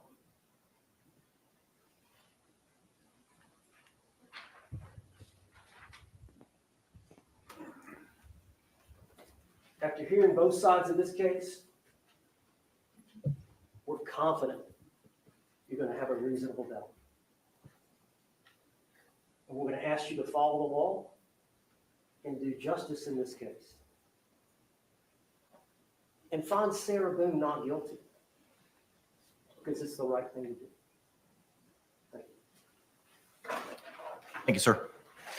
Can the parties approach for a moment? Oh, a sidebar.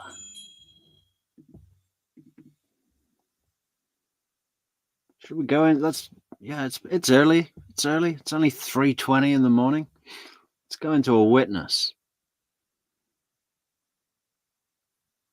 Hang on. I just want to see Mr. Owen's departure. Both sides of this case,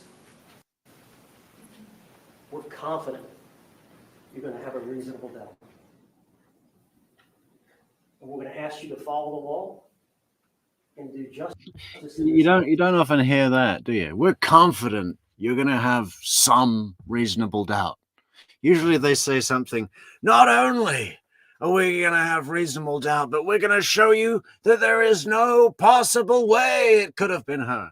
You know, they really overstate it, you know, but he's like, listen, we're probably a bit sure that you might have some doubt, possibly. It could happen. You could have doubt, so why don't you?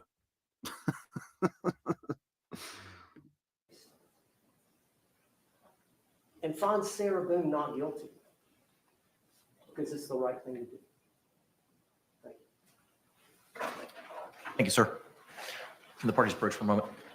Well, it wasn't quite as quick turn and run as Mr. J, but if that were me, after I'd said thank you, I'd hold the eye contact for 2 seconds that would seem longer than they were, right? Body towards the jury. Scan each member quickly. Just hold each member. You know, there's a whole part of it of influence, right? Okay, now we're skipping. Not much. It's fucking 8-hour video, so you can't skip easy. Oh, here's chicken. The big chicken. Torres.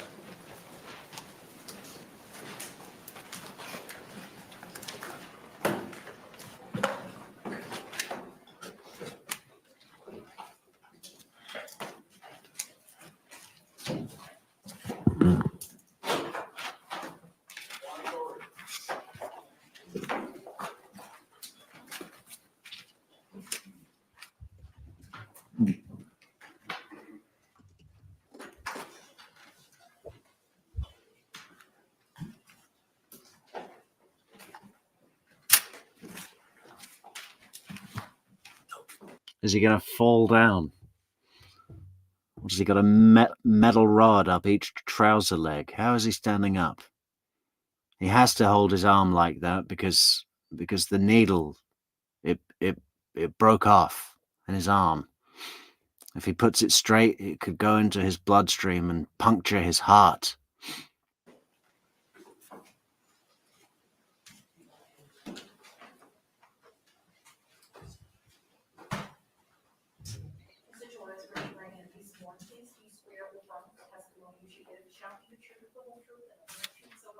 Oh, tattoos. Look, he must be a Torres.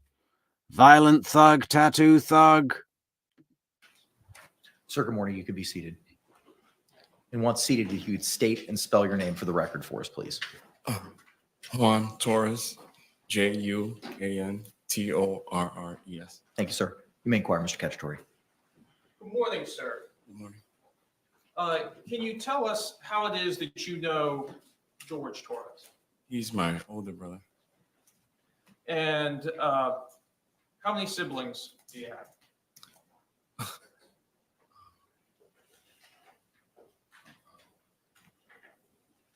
6 or 7. And how long has your family Oh, God. What? 6 or 7? Is that because George is dead? He doesn't know whether to count him now or not. I mean, or is it 6 or 7 that are still alive, or what is going on? Why doesn't he know that? It's like, what's his name? What's his name? Jason Mangle on the stand. And how old are you? I don't keep track of things. April 6, 1984. I'll leave it at that. Whatever age that would make me. I don't do math or keep track of my own age. Sorry, can't help you.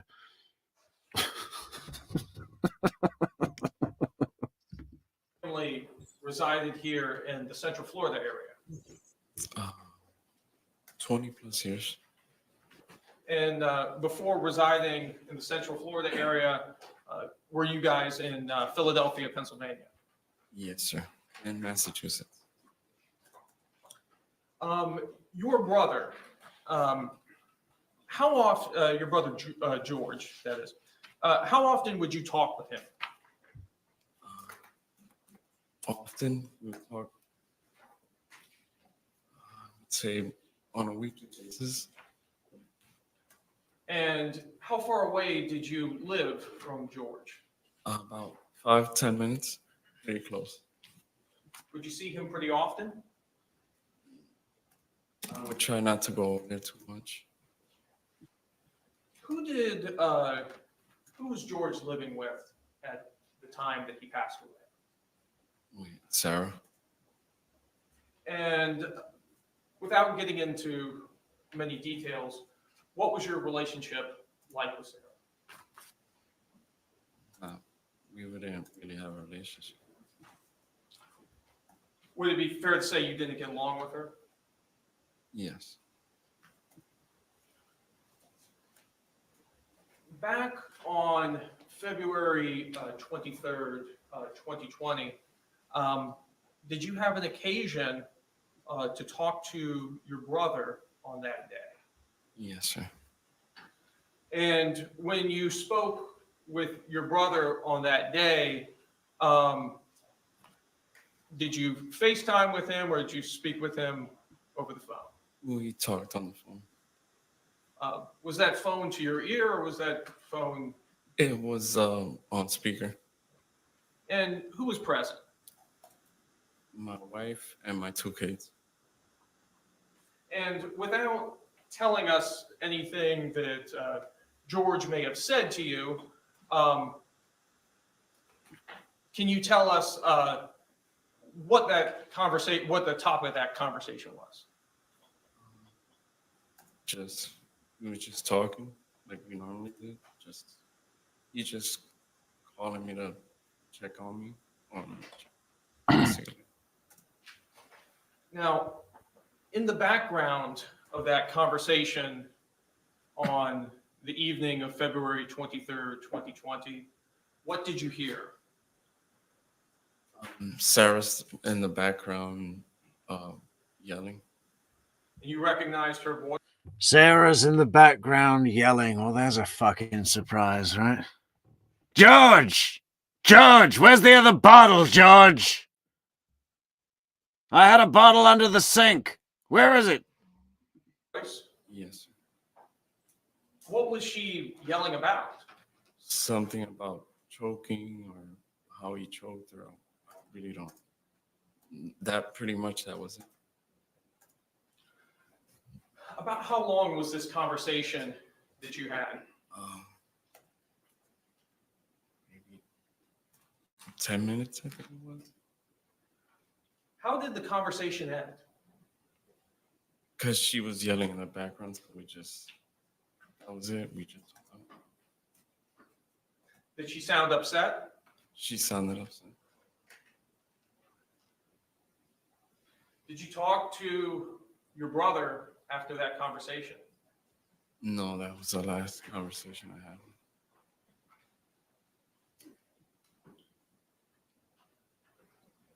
Have you ever spoken to Sarah since that conversation? No.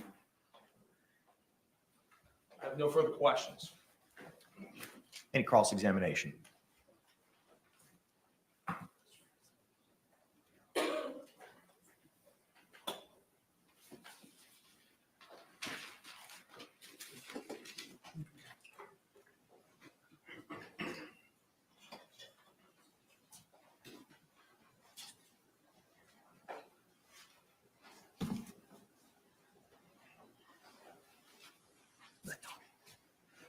Good morning, sir.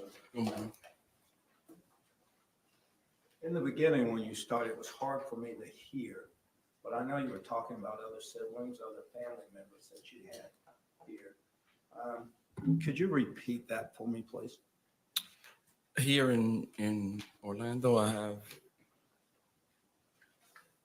one sister and 3 brothers. Right, and no, this is the brother, the younger brother of George. Sister and 3 brothers? Yes, sir. Okay. Oh, sorry, I just saw Quasimodo already got the answer, so there you go.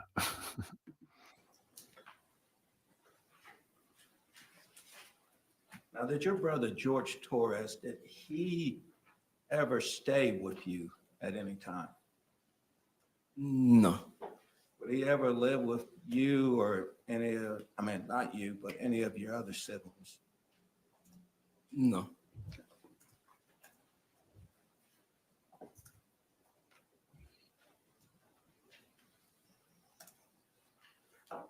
All right, sir, let's go back to this phone call that you were talking about that was on February 23rd of 2020. And that phone call was approximately 7:30. Is that correct? Yes, sir. And who called who? He called me. And then y'all were talking. Is that correct? Sir. And when he called you, did you notice anything about his speech or his voice? No, he was fine. Sounded normal? Yes, sir. Okay. So he wasn't slurring his words or anything like that? No. By the way he talked or what he talked to you about, could you tell at that time if he had been consuming alcohol? No, because I knew when he would drink. Okay. So in your opinion at that time, based on what you heard and what he was talking about, you do not believe he had been drinking alcohol? No.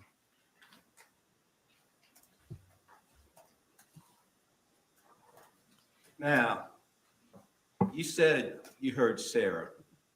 Yes, sir. Is that correct? How did you know it was Sarah? I can tell her voice. You recognized her voice. So you could hear her. Is that correct? Yes. All right. And you've heard Sarah speak before that time. Is that correct? Yes. And you've heard her speak on the phone before that time. Is that correct? Yes. And you said that Sarah was yelling. Is that correct, sir? Yes. And she was yelling about, he's choking me. Or tell him about choking me. Yes. Okay. During that conversation, and you heard her say that, Hey, Riding Shotgun, thanks so much, honey, for those cups of Joe. Java Joe. Much appreciated, Riding. did you ask your brother, what is she talking about? No, I did not.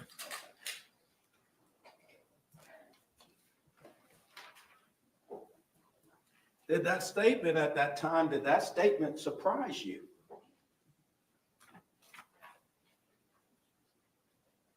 Not really.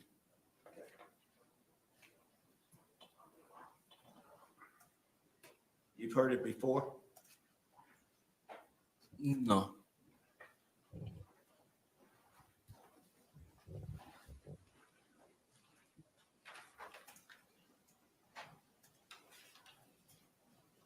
Based on Sarah's voice that you've heard, was it any indication to you that she had been drinking? No. No?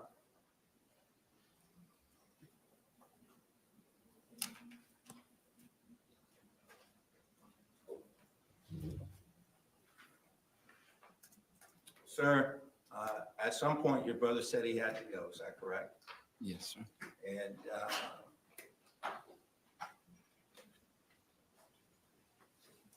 did he hang up on the conversation? Yes. And did he say bye and you say bye? Yes. Thank you, sir. I don't have it. If I can confirm. You may, sir.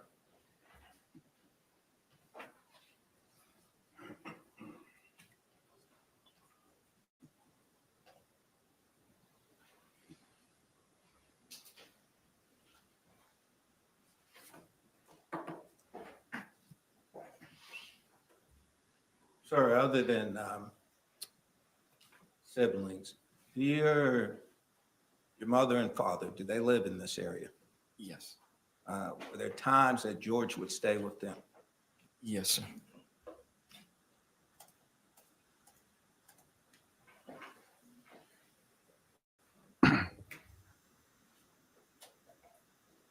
Thank you, sir.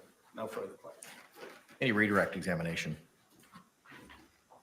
No, Your Honor. Can this witness be released? Yes, Your Honor. Defense? Actually, we'll keep him subject to recall, Your Honor. Okay. I would agree with that. All right, sir. You're released subject to recall by either party. Thank you.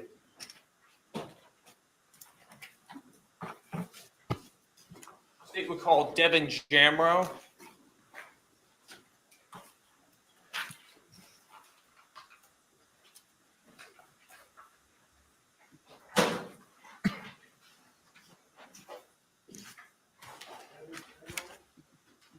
Devon Jamro.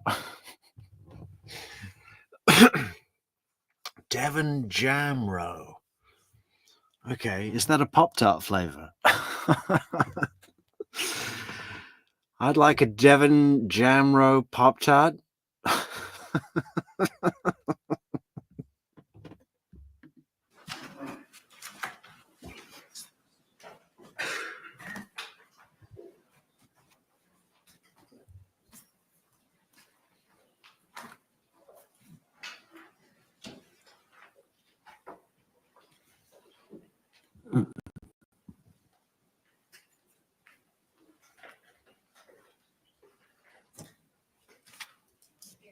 And that guy's upper body didn't move as he walked. It was like his legs were moving, but his torso was floating. Check this out. Michael Jackson never pulled this move off, but this guy does it naturally.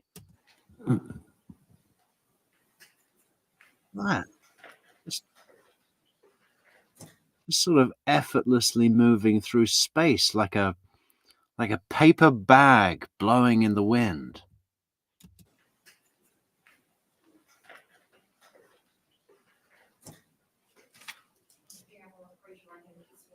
It's incredible. This guy could be in the Olympics.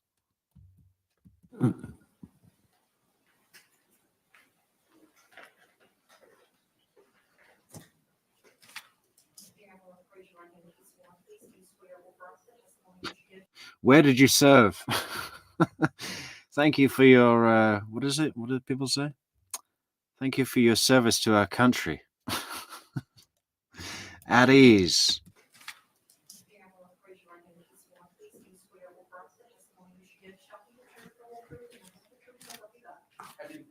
Sir, good morning. You could take a seat and please state and spell your name for the record. My name is Devin Jamro. That's Devinj. My name is Devon Jamro. My favorite Pop-Tart flavor is Devon Jamro. And my torso, it doesn't move. AAMRO. Okay, I think we need to adjust the microphone volume now here, guys. Let me know if it needs to be turned down. Thank you. You may inquire, sir. Sir, who do you work for? I work for Publix Supermarkets. And what is your position with Publix Supermarkets? I am the assistant store manager. And at what location? I'm in charge of Pop-Tarts. Devon Jamro, aisle 5. There's a Pop-Tart emergency. Currently the Castleberry location. Castleberry, that's another Pop-Tart flavor. What is this? Pop-Tart Town? Fucking Devon Jamro, Castleberry, Pop-Tart. What is going on? Were you at the location on Goldenrod and University Boulevard? Goldenrod Pop Tarts. Goldenrod Castleberry. I mean, that actually does sound like a dessert, doesn't it? Goldenrod Castle. I'll have the Goldenrod Castleberry with clotted cream. Boulevard back in February of 2020? Yes, I was. The profiteroles, does that come with a Goldenrod Castleberry jus?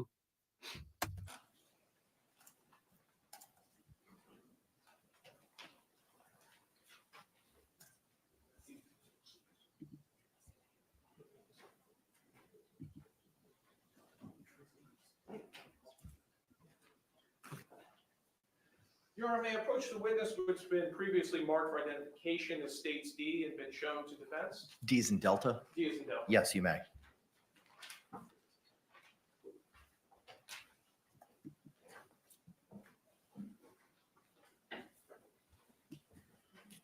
Sir, I'm showing you it's been marked for identification as states D.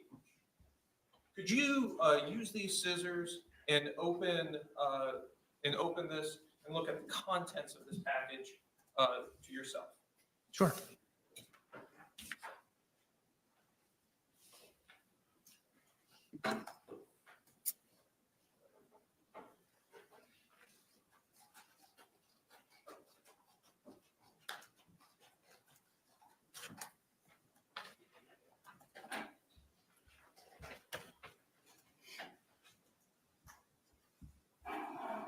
Shouldn't he be wearing those purple gloves? He's about to handle evidence. I mean, I've never seen someone actually take scissors to open the fucking envelope on the stand before. Hey, buddy, put the gloves on. Like when you pick up the Declaration of Independence, your fingers, they have destructive oils.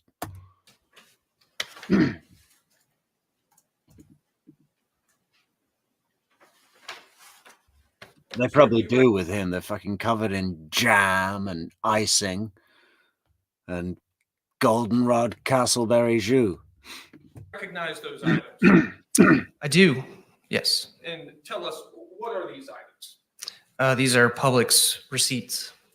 Are these receipts evidence of transactions at Publix? Are they made at or near the time of each transaction?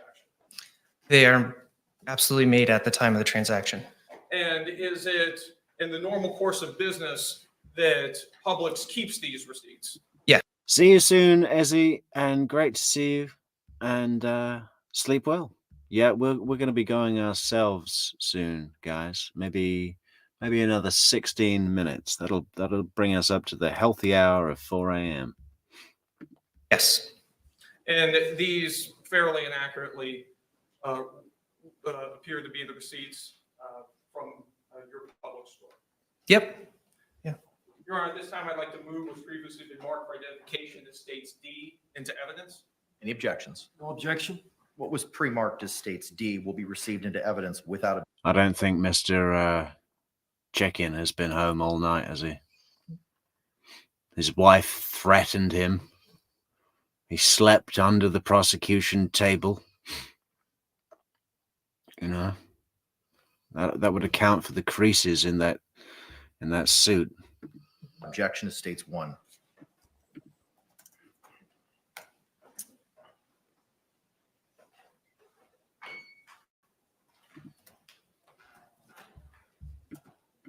Good night, Veronica. Or are you saying good night to Ezzy?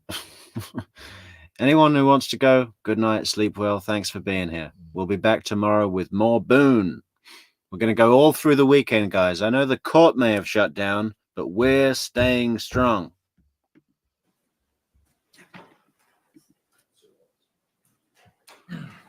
Your Honor, may I approach the witness who's been previously marked for identification as states J and shown to defense? You may.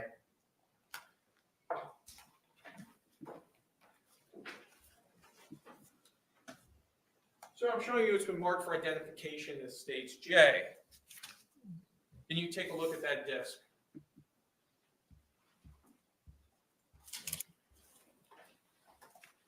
Yes, Do you see your initials on that disc? I do. Did you have an opportunity to look at that disc prior to coming to court this morning? I did, yes. And tell us, what is that disc? This is CCT. Oh, thanks so much, Anne. And please apologize to your husband. And get him some Pop-Tarts in the morning, his favorite ones. Goldenrod Castleberry.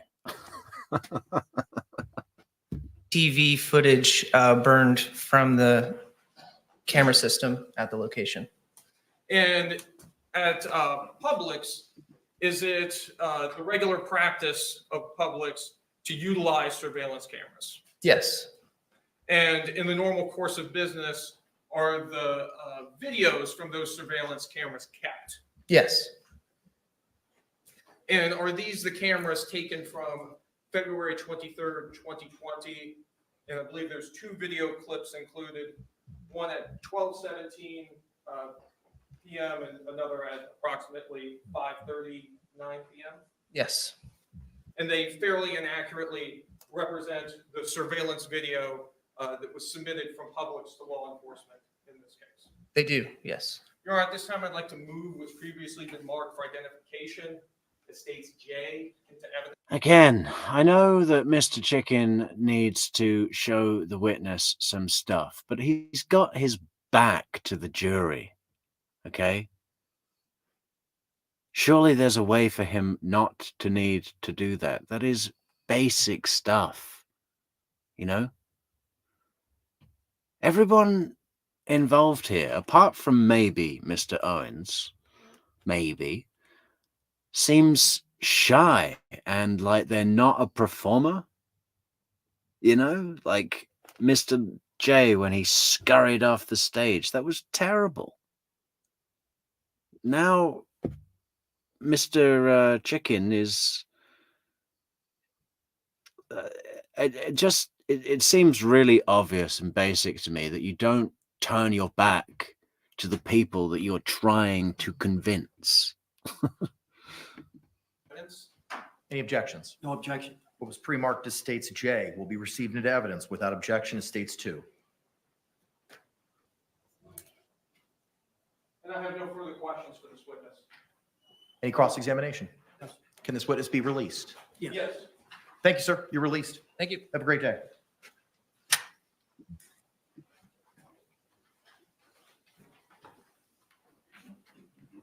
State, you may call your next witness. State would call Joan Williams.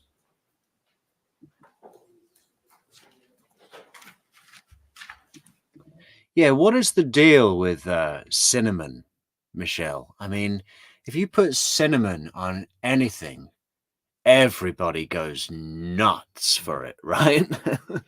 It just has this thing, right? There used to be a breakfast cereal called Golden Grahams, and then they brought out Cinnamon Grahams. And I'm not much one for sweet sugar cereal, but those things were amazing. You know, you would have a bowl and you'd stay there and eat the entire box, newly opened. It was just brilliant because it was cinnamon, right? What is the deal with that? What are they not telling us about cinnamon?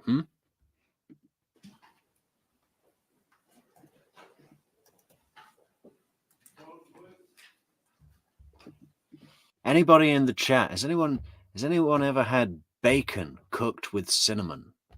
Because that's good. Does anyone not like cinnamon? That'll be an interesting thing. Should we do a poll? Let's do a poll.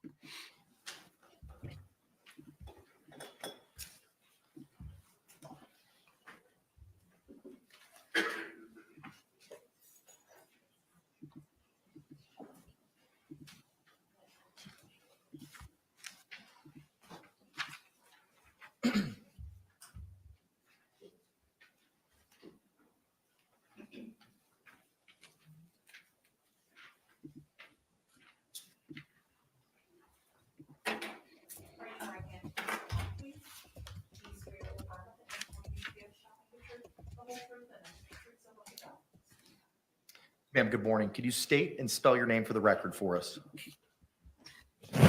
Okay, Joan, Joan Williams, Williams. Thank you, ma'am. Counselor, you may inquire. Good morning, ma'am. Hang on. Can you tell us what Just it is before that we you get do to for the a living? poll, I'm a 911. what the hell was that? Did she say her name or just spell it? And we have to guess?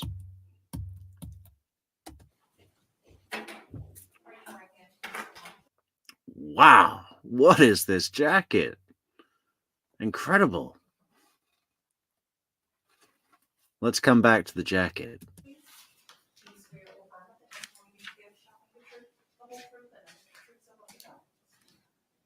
Ma'am, good morning. Could you state and spell your name for the record for us? Okay, Joan, Joan Williams, Williams. Thank you, ma'am. Well, that was simple, but for some reason I didn't hear her mention her her stating her name, and I only heard the spelling. And even though it's just Williams, which is really easy to spell, she still made it sound complicated. Williams. Well, I guess that's easy.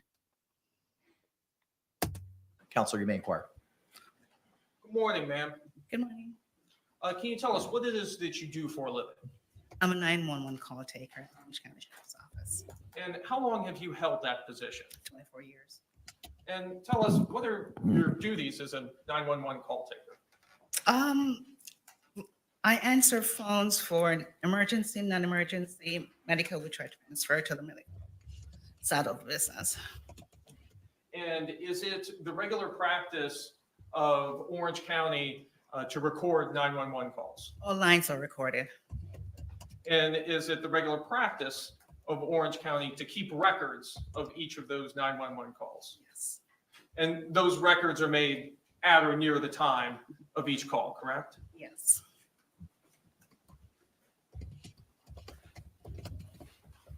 Your Honor, may I approach the witness what's been previously marked for identification as states L and been shown to defense? You may. Ma'am, I'm showing you what's been previously marked for identification as states L. Do you recognize this disc? Yes. My initials. Did you have an opportunity to review this disc prior to coming to court this morning? Yes. And those are your initials on the disc? Yes. And does this disc, does it fairly and accurately represent the 911 call that you took in this case on February 24th, 2020 at 12:59 hours? Yes. Your Honor, at this time, I'd like to move what's previously been marked for identification as states L into evidence. Any objections? No objection. It was pre-marked as states L will be received with no objection as states 3.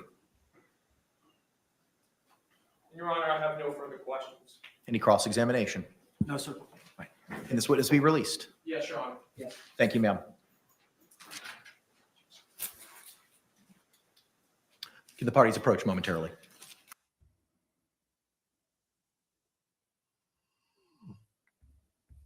Was that it? Was that the entire testimony?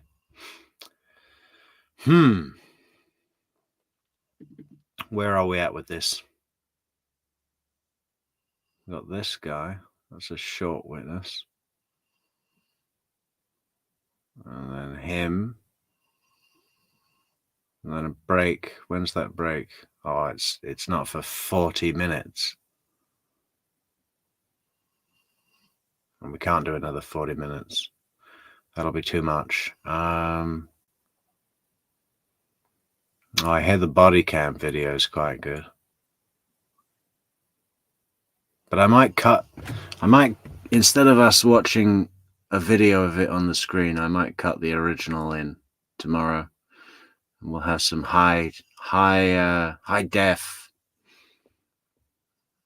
We'll go through it all in high def. Got to get working on those subtitles as well, the transcription. We're going to have the best playlist. State, you may call your next witness. State will call Vincent Battaglia. All right, we'll do one more. One more witness.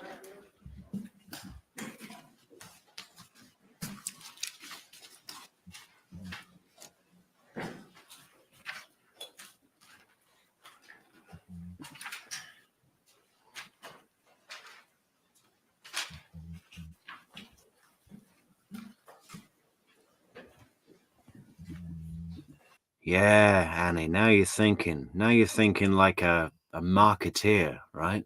We need to contact Nestle and introduce them to the new winning concept of the breakfast bowl, golden Castleberry Grahams. With raisins. With chocolate raisins. Raise your right hand and be sworn. Please do swear or affirm that the testimony you give shall be the truth, whole truth, and nothing but the truth, so help you God. Sir, you may be seated. After you're seated, if you can state and spell your name for the record for us. Vincent Battaglia, Vincent Battaglia. Thank you. Sir, you may inquire. Good morning, sir. Morning. Can you tell us what it is you do for a living? Right now I work for an auto parts company, And where do you live? New Jersey.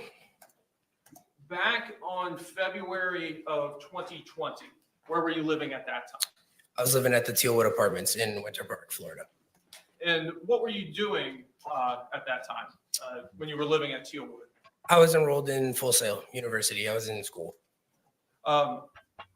When you were living at Tealwood, did you have any roommates? Yeah, I had one roommate, Brandon.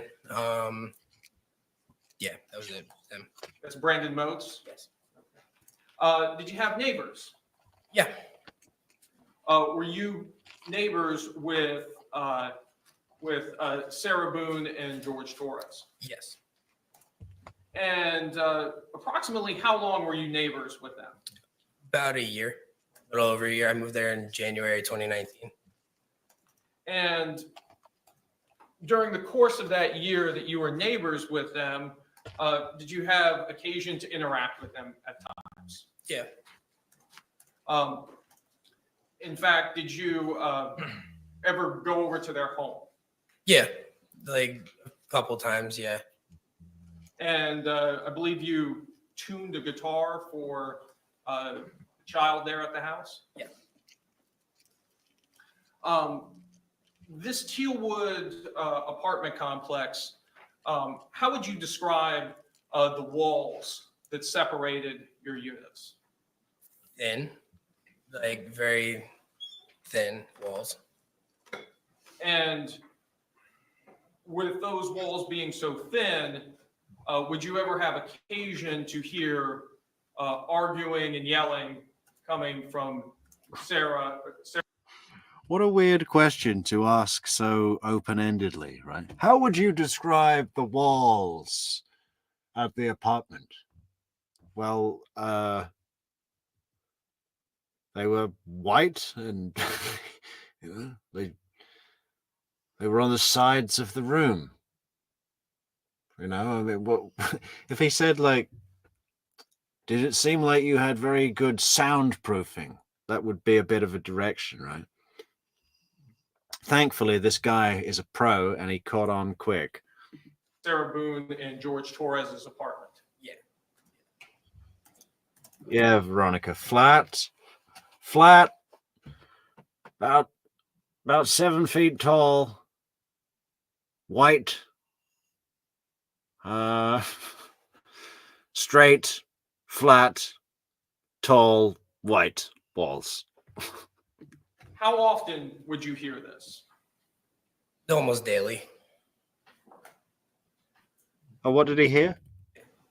From Sarah to hear arguing and yelling coming from Sarah Boone and George Torres's apartment? Yeah. How often would you hear this?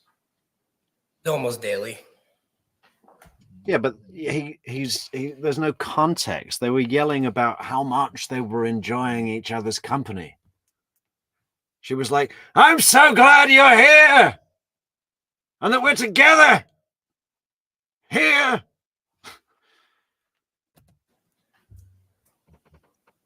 Did Sarah Boone ever approach you about the things that you heard coming from their apartment? Yes. And where were you when she approached you? I was smoking a cigarette on my back patio. And approximately what time? It was Was this? pretty. Good point, Derek. Yeah, this guy is skater kid from the neck up and steady business professional from the shoulders down. It's kind of strange, isn't it? A little bit at odds. What's he got on under that shirt? Pretty late. I can't remember the exact time, but it was definitely anywhere between like midnight to 2 a.m., like right around there. And do you remember how much before the date when the police called that this occurred? A few months, like it probably 4 to 5 months before that. So 4 or 5 months before February Of of 2020. 2020. Yeah. And when she approached you on this late evening / early morning on that day, what did she tell you? Pretty much just kind of like, if I do, I don't think this guy would fit in with the races crowd, Kerry. No, he's. I don't think he's one of those. He's too street for that. He's seen the real world, you know. hear anything like through the walls or whatever is out back, just kind of keep my mouth shut. Like, don't really speak about it or anything like that or say anything to anyone. And I just was like, okay. Did she make any motions with her hands? Yeah, like just kind of like, you know, finger over the lips, like kind of shh, like keep it hush, like that kind of thing. So she told you not to report anything you may have heard about arguments or yelling or fighting, anything going on over there? Yeah. Do you recall the evening? Yeah, Albert, I've heard that too. That cinnamon triggers asthma. Way back when I was at school, some people used to do these weird competitions where they would like eat something, like a a tea bag. They'd take a tea bag apart and eat the contents of the tea bag, and the person that couldn't do it lost.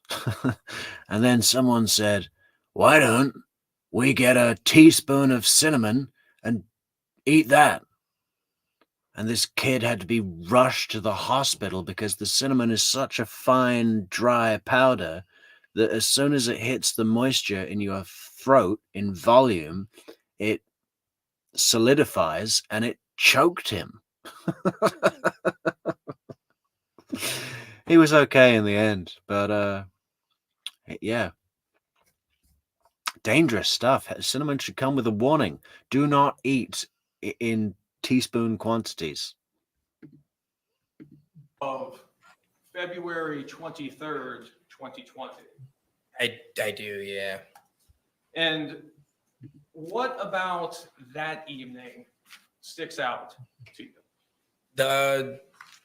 That sticks out to me from that night was literally just there was a very, very loud noise that I heard that was loud and powerful enough to shake my bedroom wall. And I remember that because I was sitting on my bed on FaceTime with my girlfriend at the time, and I literally felt the wall shake and it stopped me mid. There's only another 5 minutes of this guy, Neverly, so I'll just let it play out. Yeah, and then we're gonna shut down for the night. Conversation, and she even asked me through the computer, like, what was that? And I was like, I have no idea. Did you hear any yelling coming from their apartment on that night? Before that, yeah, like it was just arguing kind of stuff. What was the last thing you heard? The last thing I heard was like the loud noise and just a little bit of shuffling, and that was kind of it. It just kind of went silent after that. Could you hear anything that was being said? Not clearly, and it was never really anything clear. It was just like you could hear arguing back and forth, just kind of like and kind of like an I hate you, like it's whatever it is, whatever the argument was about kind of thing. at the time, that's really all it was, but it was never really clear enough to hear like. Yeah, Carrie Brook, I might release the cinnamon poll results. I guess you guys can't see the results as they happen, right? But yeah, we've had kind of even. So no one can't stand cinnamon. 38% put it on everything. I think that might be a bit of a stretch. You know, that's a good way to ruin a filet mignon. Imagine going to a really good steakhouse and saying, "Yes, I'll have the 32-ounce ribeye, bloody, with extra cinnamon." And 61% like it when used correctly. Well, maybe one day we'll be able to define what the correct use of cinnamon is. The full argument. And honestly, I never really paid attention too much to it. If I heard it, I kind of stepped into my living room to be further away from it. Did you hear both the defendant's voice and also George Torres's voice? Yeah, all the time. It was like a back and forth. Yes, welcome, Sheila. And Paw Paw. That just reminds me of friggin' Murdoch. What's his name? What's his first name? What's his damn first name? I couldn't watch that guy because he said Paw Paw. Paw Paw. I said Paw Paw, I love your mama, Paw Paw. Oh, that was his big attempt to look like a soft guy dad on the stand. I called my son Paul Paw Paw. So other than the statements and the phrases of I hate you, you weren't able to discern the contents of this argument. No.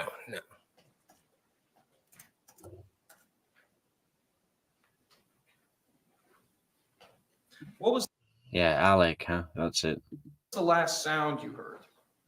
The last sound that I heard was like the loud banging noise that it was like a very odd sounding noise that I've never heard before this day, but it very much sounded like it was where my bed was positioned. It was kind of towards the back of the apartment, and it almost sounded like it was coming towards me, but like on the side of me, then it was just like a loud rumbling noise. Like that literally sounded like It literally sounded like a human body in a bag being hurled down the stairs.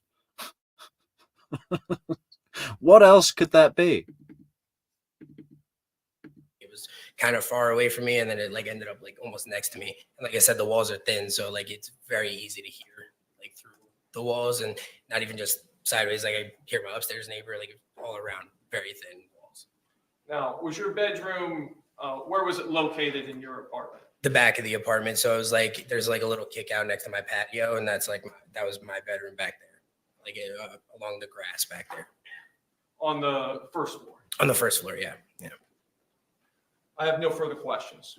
Any crossing? Really good advertisement for the build quality of this apartment complex, huh? Like, can you imagine going to view a property there and saying, listen, we watched the Sarah Boone trial and we heard that these walls, they're too thin.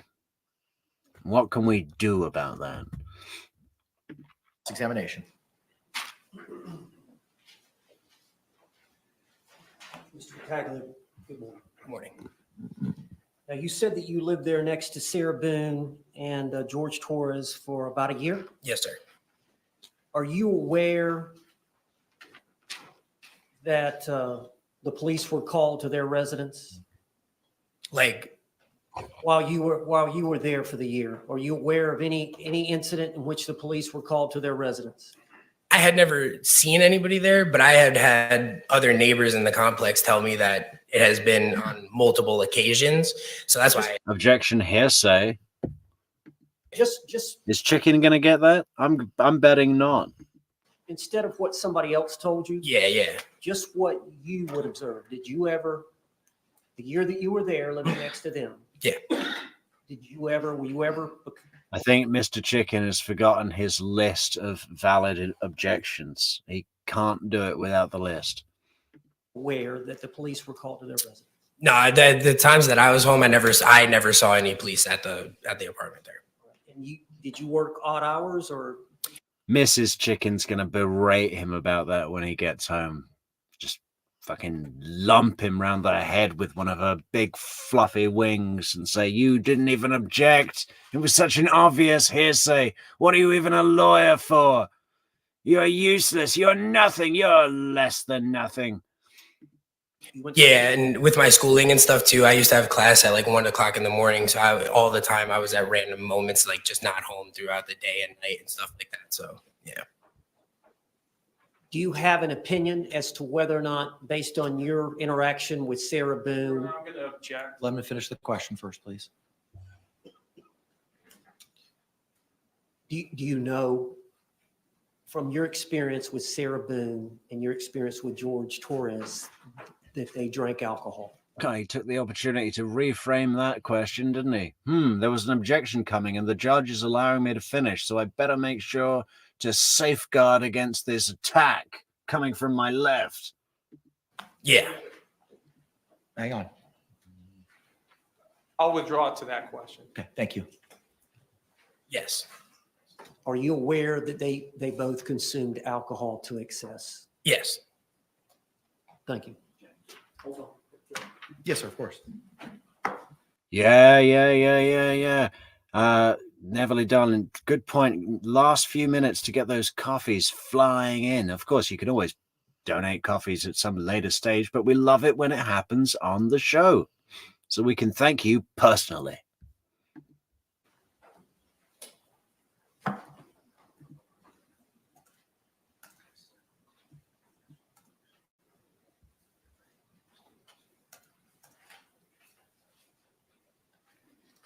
Well, Vincent, I think you had testified, you may have given a statement to law enforcement, Yes, it was one of the detectives. a recorded statement?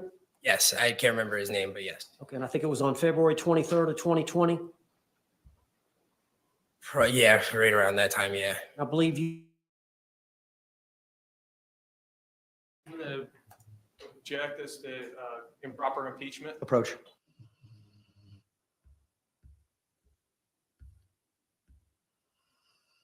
So that guy is actually the same age as Ezra McCandless. 97. The year. Objection's overruled for now. sir, would it be fair to say on that date you got home around 7 p.m.? 7 p.m. Yes. Which day was this? Sunday, February 23rd, 2020. No, that day I actually got home from work probably around 1 or 2 o'clock or so. In the morning? No, in the afternoon, because I went to work that morning at around 5 a.m. And you said that you heard the normal yelling and arguing at about that time when you got home? No, it was around that time, but it was really around like 10 o'clock, 10:30 is when like the arguing I could very hear clearly. It was like around 10:30 at night. Okay. Thank you.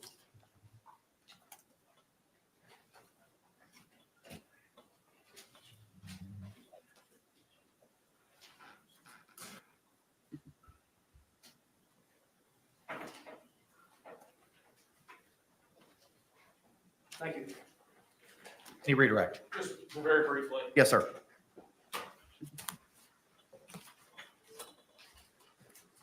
So on cross-examination, you were asked about the arguing you heard, and I believe your testimony was that it was pretty intense around 10:30. Yeah. Approximately what time was it that you heard this loud crashing thump sound that you described? Little after that. Overruled. It was a little after that arguing and stuff. It was probably around 11:15, probably 30, 45 minutes after like the arguing I could hear started. No other questions? Can this witness be released? Yes, Your Honor. Not subject to recall. We would like him subject to recall. We've got his number. Okay. Your Honor, may we approach? Yes. They can't agree on anything.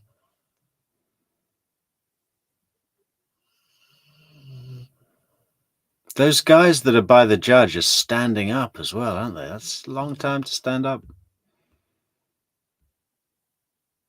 What is she writing down? Neighbor witness threw me under the bus. Damaged my whole defense.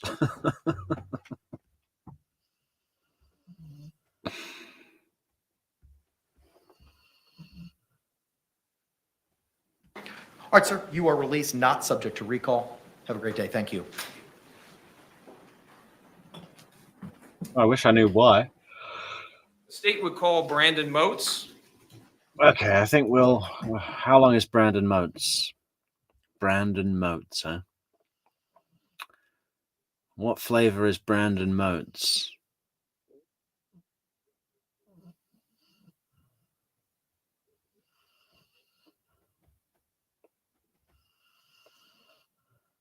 Well, it seems like it's pretty short. That's another 20 minutes. No, we've got to cut it off, guys. We've got to cut it off. We'll be back with Brandon Moats first thing tomorrow morning. Well, maybe not first thing tomorrow morning. It's Saturday. Let's try and save some of the fun for later, huh?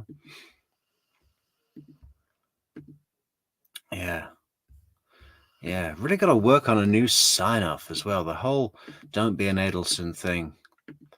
I got a bit over it with these recent changes in the wind to the Adelson case. Yeah, I guess December 10th is going to roll around pretty quick, huh? What are we now? That's in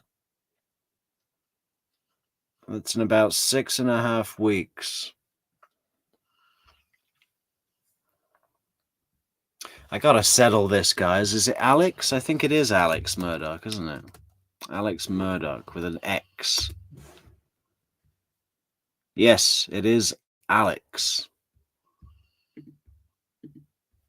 Okay, good night, everybody in the chat. Thanks for being here. Thanks for staying strong on our way to justice for George Torres and his family as well, you know.